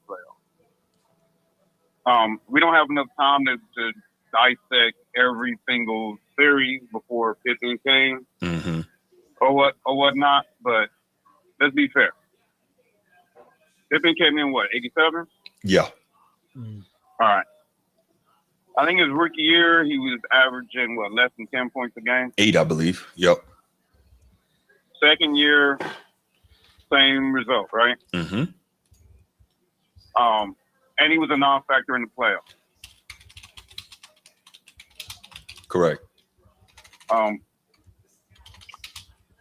don't think Pippen wasn't Pippen until that second playoff, second championship run. Am I right or wrong? No, I think the first playoff run is when he became an all-star for the first time, I think. And that was when he really what was that, his fourth year? No, 99. The second finals run. Okay. It was the first time Pippen averaged double digits in the playoffs. Oh, in the playoffs. Let's see. First finals run he did. Okay. That I didn't know. Let me see. I got the playoff he was numbers too busy here. playing defense. That So, boy getting 91, wild. 92. No, actually, no. So actually, he averaged double digits in the playoffs every year because his first year he averaged 10, and I then think he said the 13, finals. then 19. The finals then, is what he said, though. Okay, the finals. Okay. Yeah, he said the finals. Okay. Yeah, maybe so. I don't think he averaged double digits in the Lakers finals. I could be wrong. Okay. I mean, My bad. All right. but I know from ever since '92 on, Pippen was Pippen. But I also want to kill the narrative that Pippen was the one that was primary guarded Magic. No, it was Jordan. Yep, that's a lie. Yep. but There's I think you were the one who sent me something just the other day, right? With I sent you a lot of stuff. Yeah, you probably did. But there's a video with Pippen actually talking about how Phil kept Michael Jordan on Magic most of the time. Yeah, Pippen says it out of his own mouth that Magic that Michael Jordan defended Magic the majority of the time in the finals, and that was But see what happens, Laker Nation, man. I'm sorry to cut you. What happens is that ruins the narrative that Scottie, because I've actually had a bunch of LeBron people tell me that Scottie Pippen carried Michael Jordan and all Michael Jordan had to do was score. You wouldn't believe how many times they've told me that Scottie Pippen carried Michael Jordan. So if the truth is out there like that, it ruins the narrative. You understand what I'm saying? So, that's what that real deal is. Yeah, Pippen was never a dominant scorer. I think he only averaged over 20 points a game since he's been paired with Jordan a handful of times. Yeah. Mm-hmm. Jordan hardly ever had a 20-point score. Right. And 97, 98, Pippen was hurt with his back. I may have it wrong. One of them years was a migraine issue. Mm-hmm. I think that was 89. In 98, Jordan pretty much carried the Bulls by himself at 35 years old. Mm-hmm. Mm-hmm. This is why Jordan, there's no GOAT debate, because I lived through that, watched it. As did I. And there's no GOAT debate. Right. To go back to Transformers' point earlier, it's not people like real basketball heads. It's not that they're not being fair to LeBron. Mm-hmm. Is that when he said after that 3-1 comeback that he was the greatest player of all time, that's when everybody was like, hold up, wait a minute. Yeah. There's another guy that did more than you. How are you better than this guy? Mm-hmm. How are you better than Kareem? Kareem got more accolades than you. How are you better than this guy? Yeah. It's not that people are not being fair. It's this holding standards like, okay, prove me why you're to go without bringing up these longevity stats. Mm-hmm. Don't get me wrong, longevity is a great thing, but it is. Put in context, he spends over $1 million on his body every year. What is he doing? We don't know. I'm not touching that without proof. Mm-hmm. And one other thing, I don't know who was at that call that was talking about the Lakers issue this year. Oh, okay. No, I thought you were talking about something else. No, it was like we kind of combined both topics into one. Yeah. And I'm not going to write off the Lakers just yet, but what I'm seeing is not good. Not good at all. I'll say this, Laker Nation. I can't say that I watch the Lakers as closely as you guys do. I don't. Obviously, being on the East Coast, one, I'll be having trouble staying up trying to watch those games. And two, Young, I'm not trying to cut you off. You're Young fine. Disciple, that's not an opinion. That's a fact. Everything I speak is facts. Go look it up. Why would? But anyway, yeah. So I'm not gonna say that I watch the Lakers as closely as you do, but I do remember prior to the season starting, saying that this wasn't going to work out, and eventually it was going to get to a point where LeBron is going to scapegoat JJ Redick. Now, as JJ Redick, if it's your dream to be a coach, you get an opportunity to coach the Lakers and coach LeBron. You can't turn that down. But as it continues, eventually he's going to scapegoat him. That's fine. But it is what it is. Well, let me point this out. Okay. Mm-hmm. When the slump happened, 7 games into what was it, about 7 or 8 games now. 7 out of the last 9 we lost. Yeah, but that was when they switched AD being the number 1 option, so they start playing LeBron ball again. Yeah, because they one time AD out because Jackson Hayes got hurt. Mm-hmm. Yeah, because when AD started out because his foot, they went back to LeBron ball. Then we went back to the slump. Mm-hmm. Yeah. So I've never been a Darvin Ham slanderer, but I understand Laker fans, my fellow Laker fans, when the coach is standing there with his hands in his pocket and it seems like he's not doing anything. But I'm like, if your team is not lit, I'm a coach, thinking from a coach's aspect. If my team is not listening to me, I'm like, well, fuck it, y'all just gonna learn and lose by y'all damn self. Right. I'm gonna put my fucking hands in my pocket. Oh, here you go. But I ain't gonna have my hands in my pocket. I might sit down, but it was like the disrespect, the public what threw me off last year. It made me dislike LeBron in a Laker uniform was the blatant disrespect of your coach in front of everybody. Mm-hmm. Yeah, I agree. When you got kids and everybody looking up to you, and then you got these retarded LeBron fans that look up to you. When you do stuff like that, that don't look good on your behalf. Well, I thought he always does everything the right way. That's what he told us. No, that's what the lovers told you. Even that's what he said too. He says it all the time. I'm even going to bring up the late great Kobe Bryant. Even when Kobe Bryant had issues with his coach, he never snatched the clipboard out of his hand and said, "We're going to run this or do that." He kept it internal. But he Kobe would get you fired though.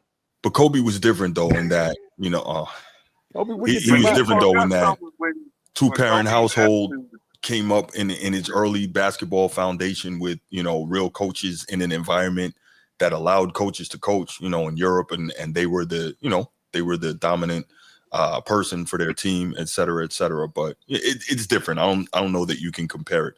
Real quick, let me interrupt. Want to shout out Nino, my main man Nino. Thank you so much for the super chat. Appreciate you, brother. A lot of caps in the comments. Interesting. A lot of cap in the comments. Well, okay. But no, definitely appreciate you, Nino. Thank you for always being here. Thank you for supporting this channel, man. It means a lot. We growing, man. We doing it. New breed was good, brother. Good to see you. But yeah, you had anything else, Laker Nation? Well, what I would say, what will help the Lakers in the long run is they're gonna do one or two things. Is Bron, who's supposed to be our leader of the team, needs to leave. Stop with all this bullshit trying to get your numbers.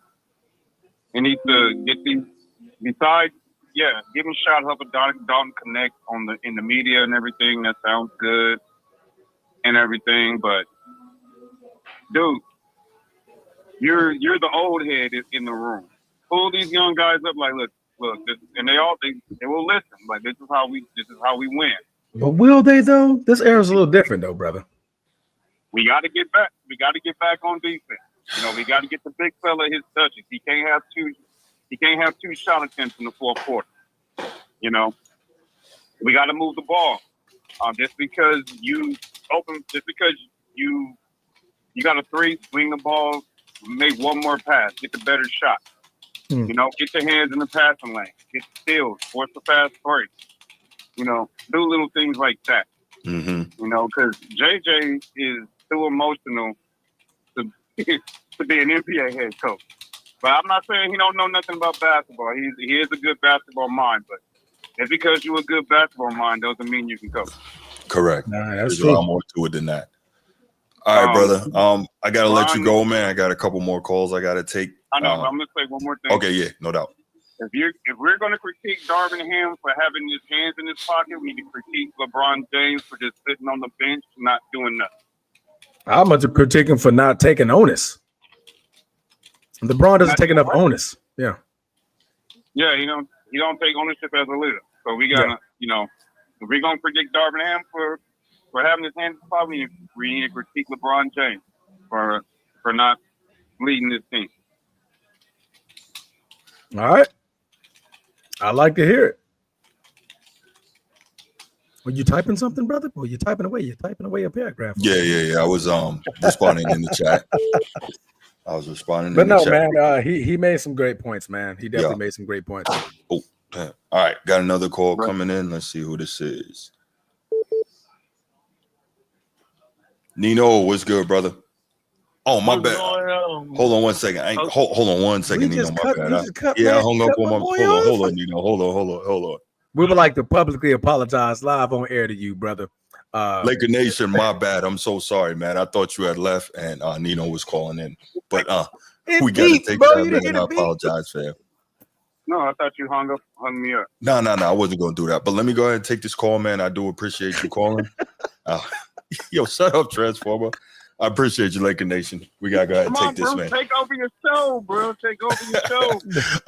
Hey, man, I'm trying. But listen, I'm trying to type in the comments. We going poly, man. We going poly. But thank you for the call, brother. All right, Nino. All right, there we go. Bruce, we're going to have you up next, Bruce. Say again? Bruce in the chat. My bad. I should have just typed it, but Bruce in the chat. What up? Hey, I come to dispel some of these narratives. Now we got to leave Bron alone a little bit. Y'all said Bron was running the NBA, right? Okay, go ahead. Did LeBron James not want Ty Lue as the coach of the Lakers? Is that a fact? Did y'all see the interview Ty Lue said? I mean, yeah. No, what was it? Tell me about it. Ty Lue said that they lowballed him. Bron called, what can he do? What can I do? And told him, no, stand down. No, Who said that? I think it was Ty Lue said that. It was an interview. Okay. They was gonna pick his staff too. They was gonna pick his staff. Yeah, he didn't want to do that. I did hear that. Okay. Yes, I did hear that. All right. Did LeBron James not want Kyrie Irving to trade with Kyrie Irving to the Lakers? Yeah, I'm pretty sure he did. Did LeBron not tell Cleveland to don't trade Kyrie Irving, let him get in the building and talk to him? What they do? What did Cleveland do? But what'd you say? What was the last I'm one? not. When Kyrie got traded from Cleveland, did LeBron James say publicly, tell them don't trade him, just let him get in the building and talk to him, let him play it out? Oh, to have a conversation with him when they said they cut him off. I heard something about that. I didn't know that was true. Yeah, I didn't fact check it though, but I heard that. I heard that rumor. That was years Bron ago. said it on the press conference. Bron left Kyrie out to dry in the media.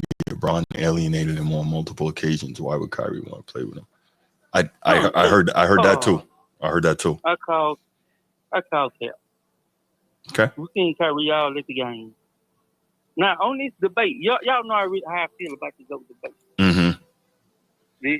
It's kind of foolish, but it's good entertainment. Mm-hmm. But we gotta leave some stuff out of this GOAT debate. All right. Championship should be the last part of the GOAT debate. It should be way far from the GOAT debate. Now, if you want to say MJ the GOAT, come with the not statistics of skill point facts. Mm-hmm. The ring should be the last. It's too much go into winning. If y'all I agree. Sport, it's too much go into winning. Mm-hmm. All right, now the point. Now this what I get about y'all MJ fans. Y'all hypocrites. A lot of y'all hypocrites. Cause I just heard y'all talk about people trying to downplay him. Y'all might wasn't trying to do it, but y'all did it. Okay, what's y'all that? Didn't say nothing about how good of a passer he was, how great defense, how great of a rebounder he was. He was one of the top players. Y'all got to talk about scoring. Now, when these guys today want to score all the time, y'all got a problem with it. See how this goes? See what the media did? This is the same thing they did to the game and had a problem with it. No, I think when I'm sorry, cut you. Go ahead, man. Go ahead. I want to hear. No, I was just gonna say, I think when people talk about Pippen not being a scorer, right? It's to push back against the narrative that Pippen came and he was the one who saved Michael Jordan and he did everything, right? And because I'm not saying you, I know not you, but I can't tell you. I have heard on multiple occasions, Pippen carried Michael Jordan. Michael Jordan didn't do nothing without Pippen because yes, Michael Jordan is trash. We done with the 80s. We done with the 90s. Right. He does have a 1-9 record in the playoffs prior to Scottie Pippen. But the reason that we're saying Pippen didn't score is because people act like, because it works for their narrative, that Pippen walked in and all of a sudden he's averaging 30 and 20 rebounds and 10 assists and 6 steals and he's carrying Michael Jordan, right? And so that's why we're like, listen, Pippen early on was not that guy, right? He wasn't that guy. And if you listen to Pippen himself, what Pippen will tell you that Michael Jordan and what Michael Jordan helped him become is why he became the player that he became. So this whole narrative is like, it's kind of absurd. And that I think is that's why people will talk about how little Pippen scored. You see what I'm saying? I do understand it. I even know why they do it. I think it's foolish. Just like, okay, I even take my boy LeBron when the championship in Cleveland. We can look at Trump and JR stats. You'll be like, man, they didn't do nothing but score a couple buckets. But them guys was crucial. The bench is crucial to winning the championship. But that's my only problem be with the basketball. So like, come on, man, so much go into the championship. Like that's true. And it was guys that made timely shots on them Bulls, and the coaching was. And come on, anybody that say Pippen carried MJ, we gotta stop talking basketball. You're right. We gotta stop talking basketball like that now. Yeah. But I ain't gonna hold you too long. I want to say this now. Yes. The problem with the Lakers. Yes. It's kind of go against. It kind of go against y'all. I want to know what y'all opinion on this. It kind of go against mine too. The theory of the inside game. Because the Lakers, they play old school basketball. They want to get the ball. Bron want to take it in, lay it up. AB want to lay it up. They ain't a good 3-point shooting team. That's why they losing. No league is safe. 10-point leagues is not safe in today's NBA. Them guys is shooting crazy shots. And it's because that clip I sent you, Bruce. I did not know. I heard y'all complain about the NBA. I thought it just swayed that way. I didn't know it was people that forced the NBA to go away from mid-range and different stuff like that. Man, it's been like that for some years now. Nino was saying that he was under the impression it was just a natural progression. But hell no. They made that a thing. They told them coaches, hey, man, we shooting 40. Y'all need to start shooting 30, 43s a game. Right. They made that thing a statement. So I want to give y'all props. I stand corrected on the basketball. Once I heard there was people that wasn't playing, orchestrating a lot of threes, I was like, damn, I've been talking about Bruce. I've been going against him. I gotta go with y'all now. Right. They got people that's telling these guys don't shoot, but we can't. But then we can't blame Bron for the style of play no more. Nope. Because you heard Melo say that if somebody up top told him he can shoot one mid. Yeah, that was crazy. He can shoot one. That's crazy. So and if y'all get a chance, I want to hear what y'all got to say about that. I'm gonna go enjoy the show though. All right, man. I appreciate you, Nino. Appreciate it, man. No doubt, man. Be safe. Okay. All right. Next call. We had a couple other callers coming in. Yeah, I believe we did. Bruce, you were one of them. Young Bruce Disciple was one, and Young Disciple was one. Yeah. I'm waiting in on the somebody meantime, to say man, the Lakers, the reason why we're in a slump. Nobody's addressing one of the key points. You know what? Laker Nation, what do you think it is, Transformer? He did actually have a good piece of it.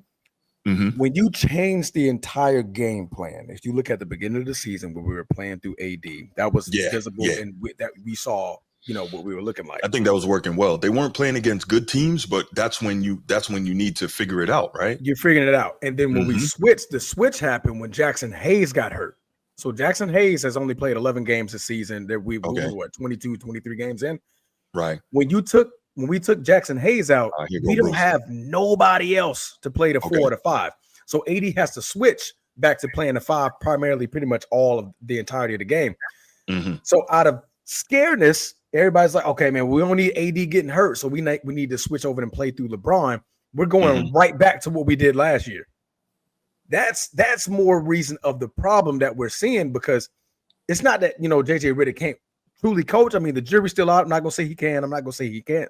But when we made that switch back to, okay, now we're going to play it the LeBron way, that's when we start seeing now we're just out of sync. When the whole offseason training and going to training camp, we've been gearing up to make us play through AD. Now we're switching right back to where we're not. You know what I mean? Last game, we also didn't have Austin Reeves. We're still missing some key guys, but, that's just the art of the sport. A lot of players, a lot of teams are missing other guys, but I need more emphasis on what the game style is playing like. Right. We're not playing the same game of basketball. No doubt. Well, we got Bruce on the line. Let's let him go ahead and say what you got to say. Bruce, what up? What's up with you, Brucey? Maintain. Man, why you call me Brucey, man? Nobody calls Brucey me that. Is crazy. I hate that. Nobody calls me that, man. Brucey! Your calls if you're going to call me that, man. We don't do that here. I think you daydream. I think you daydream. I think you daydream thinking beating up LeBron, don't you? Nah. You daydreaming thinking I'm gonna beat this motherfucker up when I catch him, boy.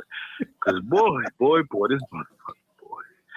Whew, he got you on fire, boy, for real. Nah, man. You want to beat that nigga up, yeah. Nah, that is a good match.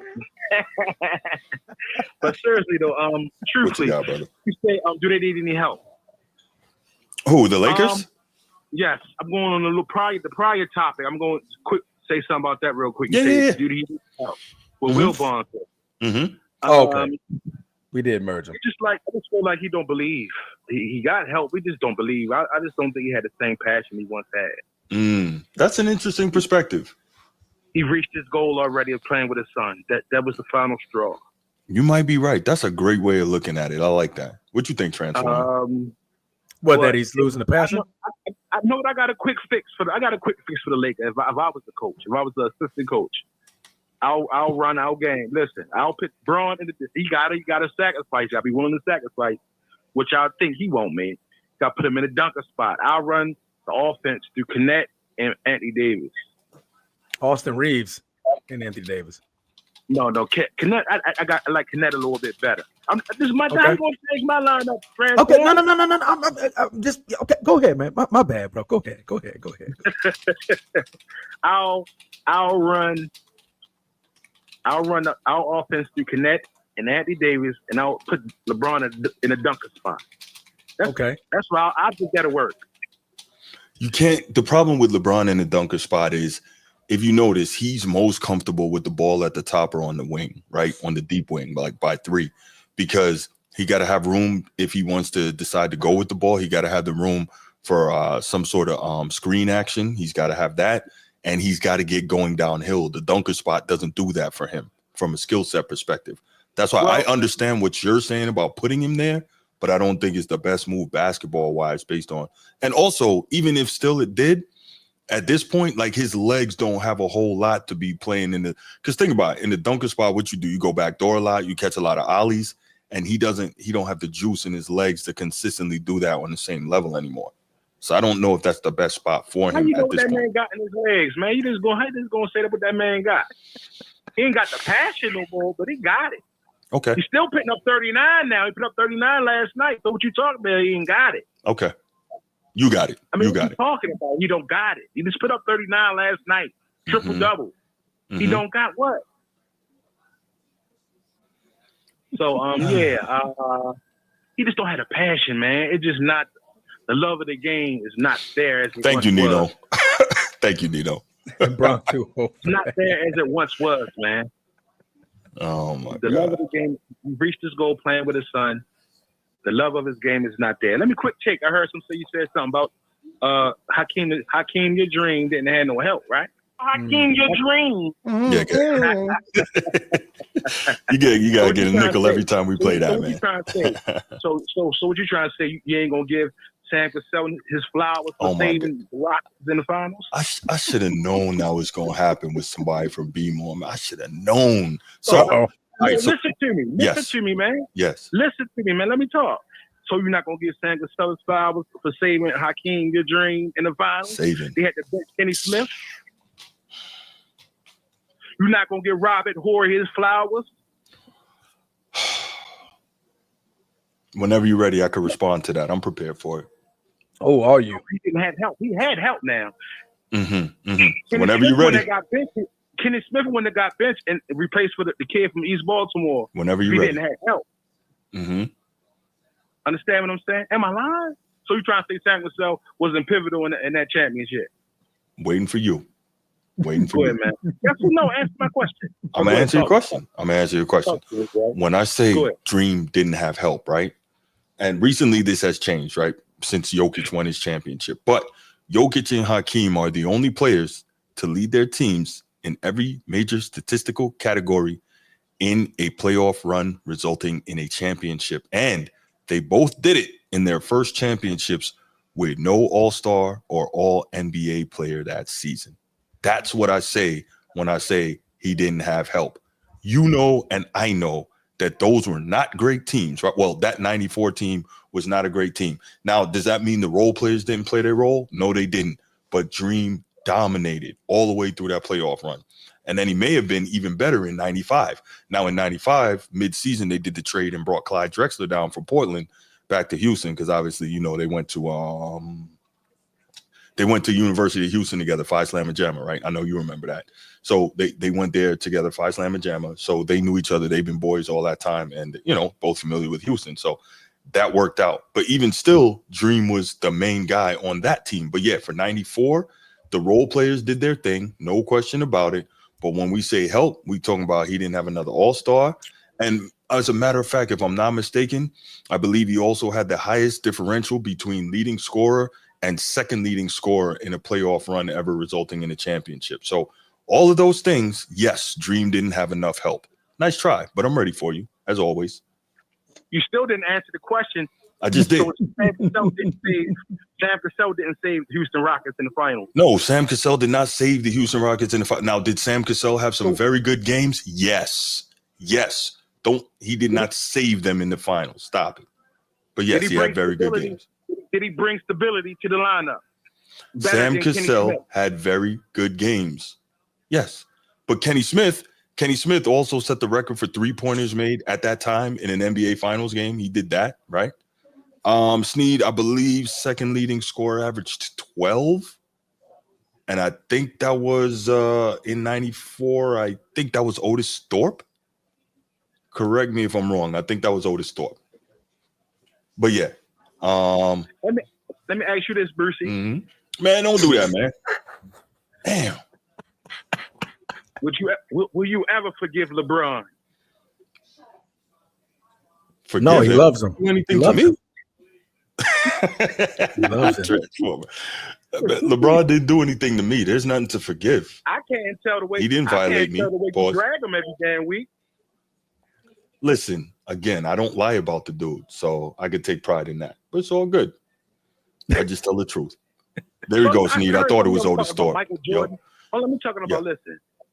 So you trying to tell me Michael Jordan didn't play with 3 Hall of Famers? 3? Who are the 3? Yeah. Tony Kukoc, Dennis Rodman, Scottie Pippen. Okay. Tony Kukoc. Got you. Yes. Saying, like what? What are we talking about? Okay. Hold on. So first of all, Michael Jordan did not orchestrate that. Matter of fact, as we know, Michael Jordan didn't even want Kukoc on the team. Jerry Krause went and got Kukoc. And let's not act like Kukoc was something special when he came in the league. He was a 6-man. He did a little something, but Tony Kukoc was not that dude, so stop it. Dennis Rodman was a dominant defender and a rebounder. Got you. And that's important. No question about it. Well, but let's not. Yes, go ahead. I'm sorry. So that still doesn't take away that Mike played with 3 Hall of Famers, right? No, it doesn't. But okay, let me ask you. Why are you asking me that before I respond? Because I think I know why, but I want to make sure. I know it swung past the conversation earlier. I just wanted to indulge in it. Like Mike did play with 3 Hall of Fame. No. But I got you. But where? Okay, go ahead. Okay. And in 2009, give Orlando their flowers. They had a tough team, man. No. We're not doing that. Don't try to be slick. No. Talk to me about this 3 Hall of Famers thing with Michael Jordan. Okay. Yeah. 3 Hall of Famers thing. Yeah. I mean, I asked you this because he played with 3 Hall of Famers. Yes, I know. Where are you going with that? I don't. What exactly? Jordan had help. Jordan had help. That's basically what I'm saying. So okay. So are you? So let me say this because I know what you're trying to do here, but you don't want to say it because you're worried about getting dismantled. Because you already no. You're not antagonizing me at all, but you're about to get dismantled. So here's the deal, right? When it comes to it, okay, there's no comparison to what LeBron James did, right? Because Tony Kukoc was a rookie. Nobody knew he was going to be a Hall of Famer at the time. He's a rookie at the time, a 6-man coming off the bench, okay? Michael Jordan did not go and whisper in the corner and try to line up contracts so that he could team up with 2 other all-NBA guys in their prime. So yes, Kukoc would eventually become a Hall of Famer, but let's also be real. That Hall of Fame is based on what he did in the international game, not in the NBA. So let's keep that real. Let's keep that real and stop fronting because I know what you're trying to do, okay? Scottie Pippen, got it. Michael Jordan made him.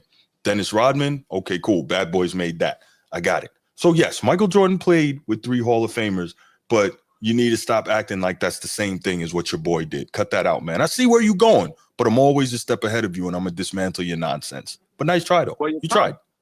Well, your comment, what you just said holds no validity because you said but. Well, that cancels all that shit you just said. How does that cancel what I said? But. Because you said but. It don't mean nothing. Why doesn't it mean anything? That's a conjunction. All it does is join 2 clauses. What are you talking about? You give them motherfucker their flower, but then you say what you can say, then you say but. You flip flop. That's not flip flopping. That is a part of speech for me to join 2 clauses. That's all. What's the problem? Absolutely. Here? Okay, let me say this. Come on, 2009 team. 2009 Cleveland. Mm-hmm. Give Orlando their flowers. Now that was a tough kick. Them boys was nice over there.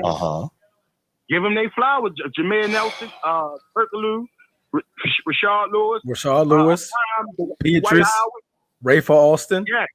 Yeah. Come on, man.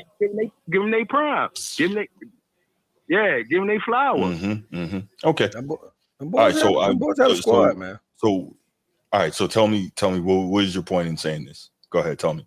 I was talking about it early in the conversation.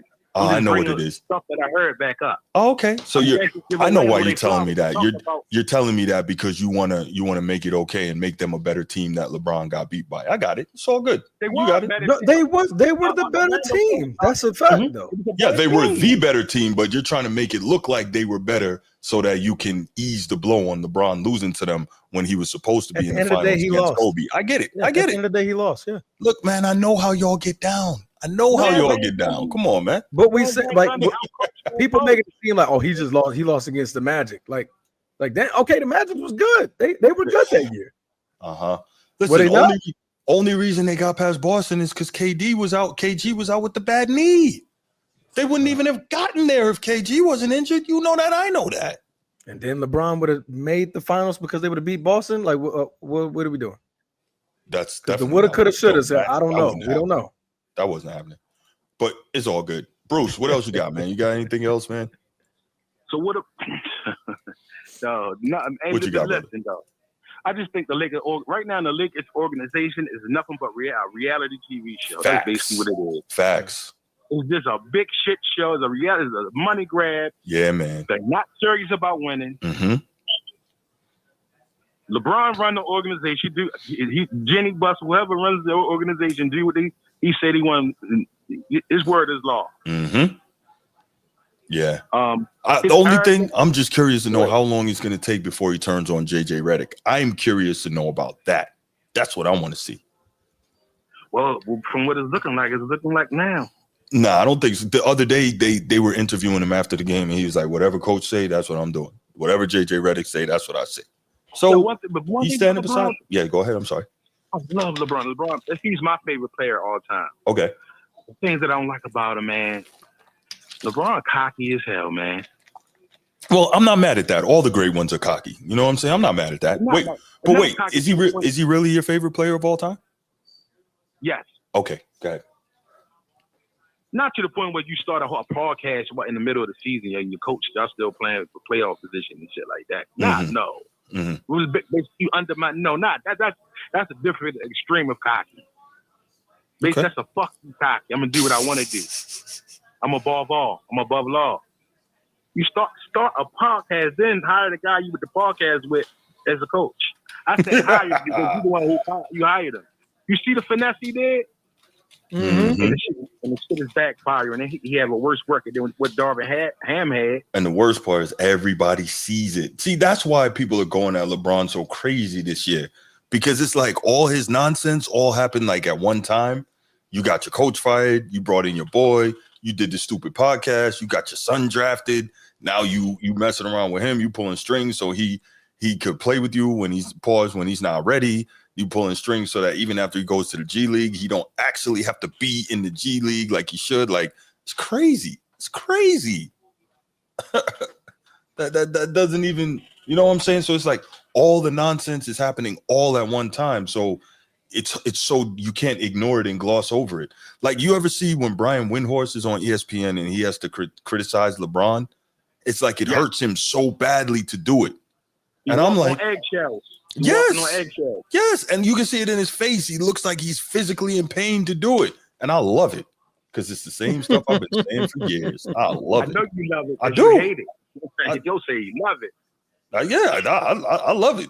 You know, I would, because now they're all forced to do it. They are forced to tell the truth, and it's killing them.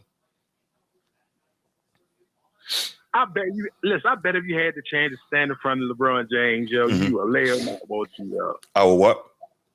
You would lay him out, won't you? Verbally, not physically.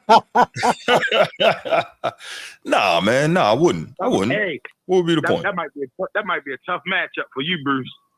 Yeah, I'd say so. That's a big dude. So Pause. Bruce, hypothetically, before I get off the phone. Yes. If LeBron walked up to you right now, LeBron called into right now to the show right now. Yeah. And asked you, what's going on, man? What's the problem? What would you tell him to his face? Real quick. Wow, I don't know.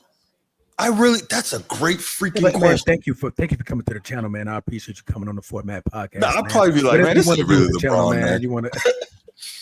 This ain't really LeBron. Do it, man. Do it. Go ahead, do it. Like, nah, it's Braun, man. It's Braun, man. Why you got such a problem with me, man? Steve, okay, I'm gonna stop responding. Be like, Steve, listen, man, just trying to get under my skin. Steve don't even know what the hell he said. What did he say this time? What matchup advantages did the Magic have in that series? Seriously, Gauskas had to guard Dwight Howard. Stop it. What you got, Bruce? What you got, man? Man, I be looking on the bench, man. Braun, he looks so depressed, though, yo. All right, no, we're not doing that. We got a show to continue on. Thank you, Bruce. No. Thank you, Brucey, number 2. Don't do that, man. Thank you, Brucey, number 2. Get my point off real quick. He just looked uninterested, yo. He don't have no enthusiasm. I don't know. I don't know what's going on. I don't know. I like it, but then it's like it's starting to turn on this. Man, I don't know, man. They need to get that together, man. Let them play. Let them do something. Let them get some shine. Let them ball. Give them the green light one game. Y'all losing all anyway right now. Let him do his thing one game. Let him shine. If it was gonna be like that, if y'all gonna put him on a pedestal like that. Boom! I just caught Sneed. Thank you, Sneed. Say what? You say what, Transformer? Nah, because I'm talking to Steve. Cavs had 4 guys shooting 39% or better from 3. 2 of those guys were who again? Go look at the 2 guys that shot that 50%. Thank you, Sneed. That lets me know folks do not pay attention and don't watch games for real. That lets me know right there. I appreciate you, Brucey, number 2, man. Appreciate you coming on the show. Right there. Got him. Trap. Like I was saying, Bruce, like they should let them ball one game, man, to see what's up. Let them play. You know, to your point, Bruce, no bull. I thought the other day when they was getting smoked by Miami, they would let him get in, and I'm like, why didn't they? Right. But I think maybe they didn't want to further expose him. Real talk. I know it's a mess, man. It's like a reality TV show on Zeus Network. All right, Bruce. Listen. All right, man. No. Hold on. Before you go. No. Hold on. Why is it when I say that I get attacked, but you can say that and it's okay? This is the same thing I've been saying from the beginning. Because I said with love. You said with disdain. It's different. Okay, man. I'm saying it like a big brother. You saying it like an enemy.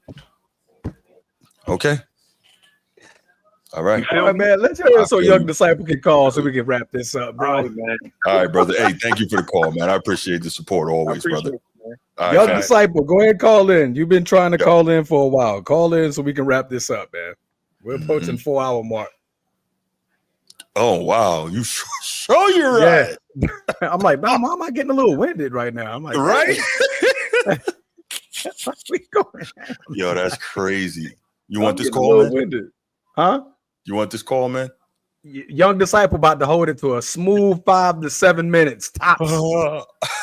Hey, Young Disciple, call in. This if it gets to 4 hours, we get to 4 hours. We're gonna have to wrap it up. We're gonna have to wrap it up. Okay, wrap it up, B. Yo, that's one of the best skits ever, right? My man was tearing his wife up. Wrap it up, B. Oh boy. Listen. That is hilarious. Young Disciple, you got 2 minutes.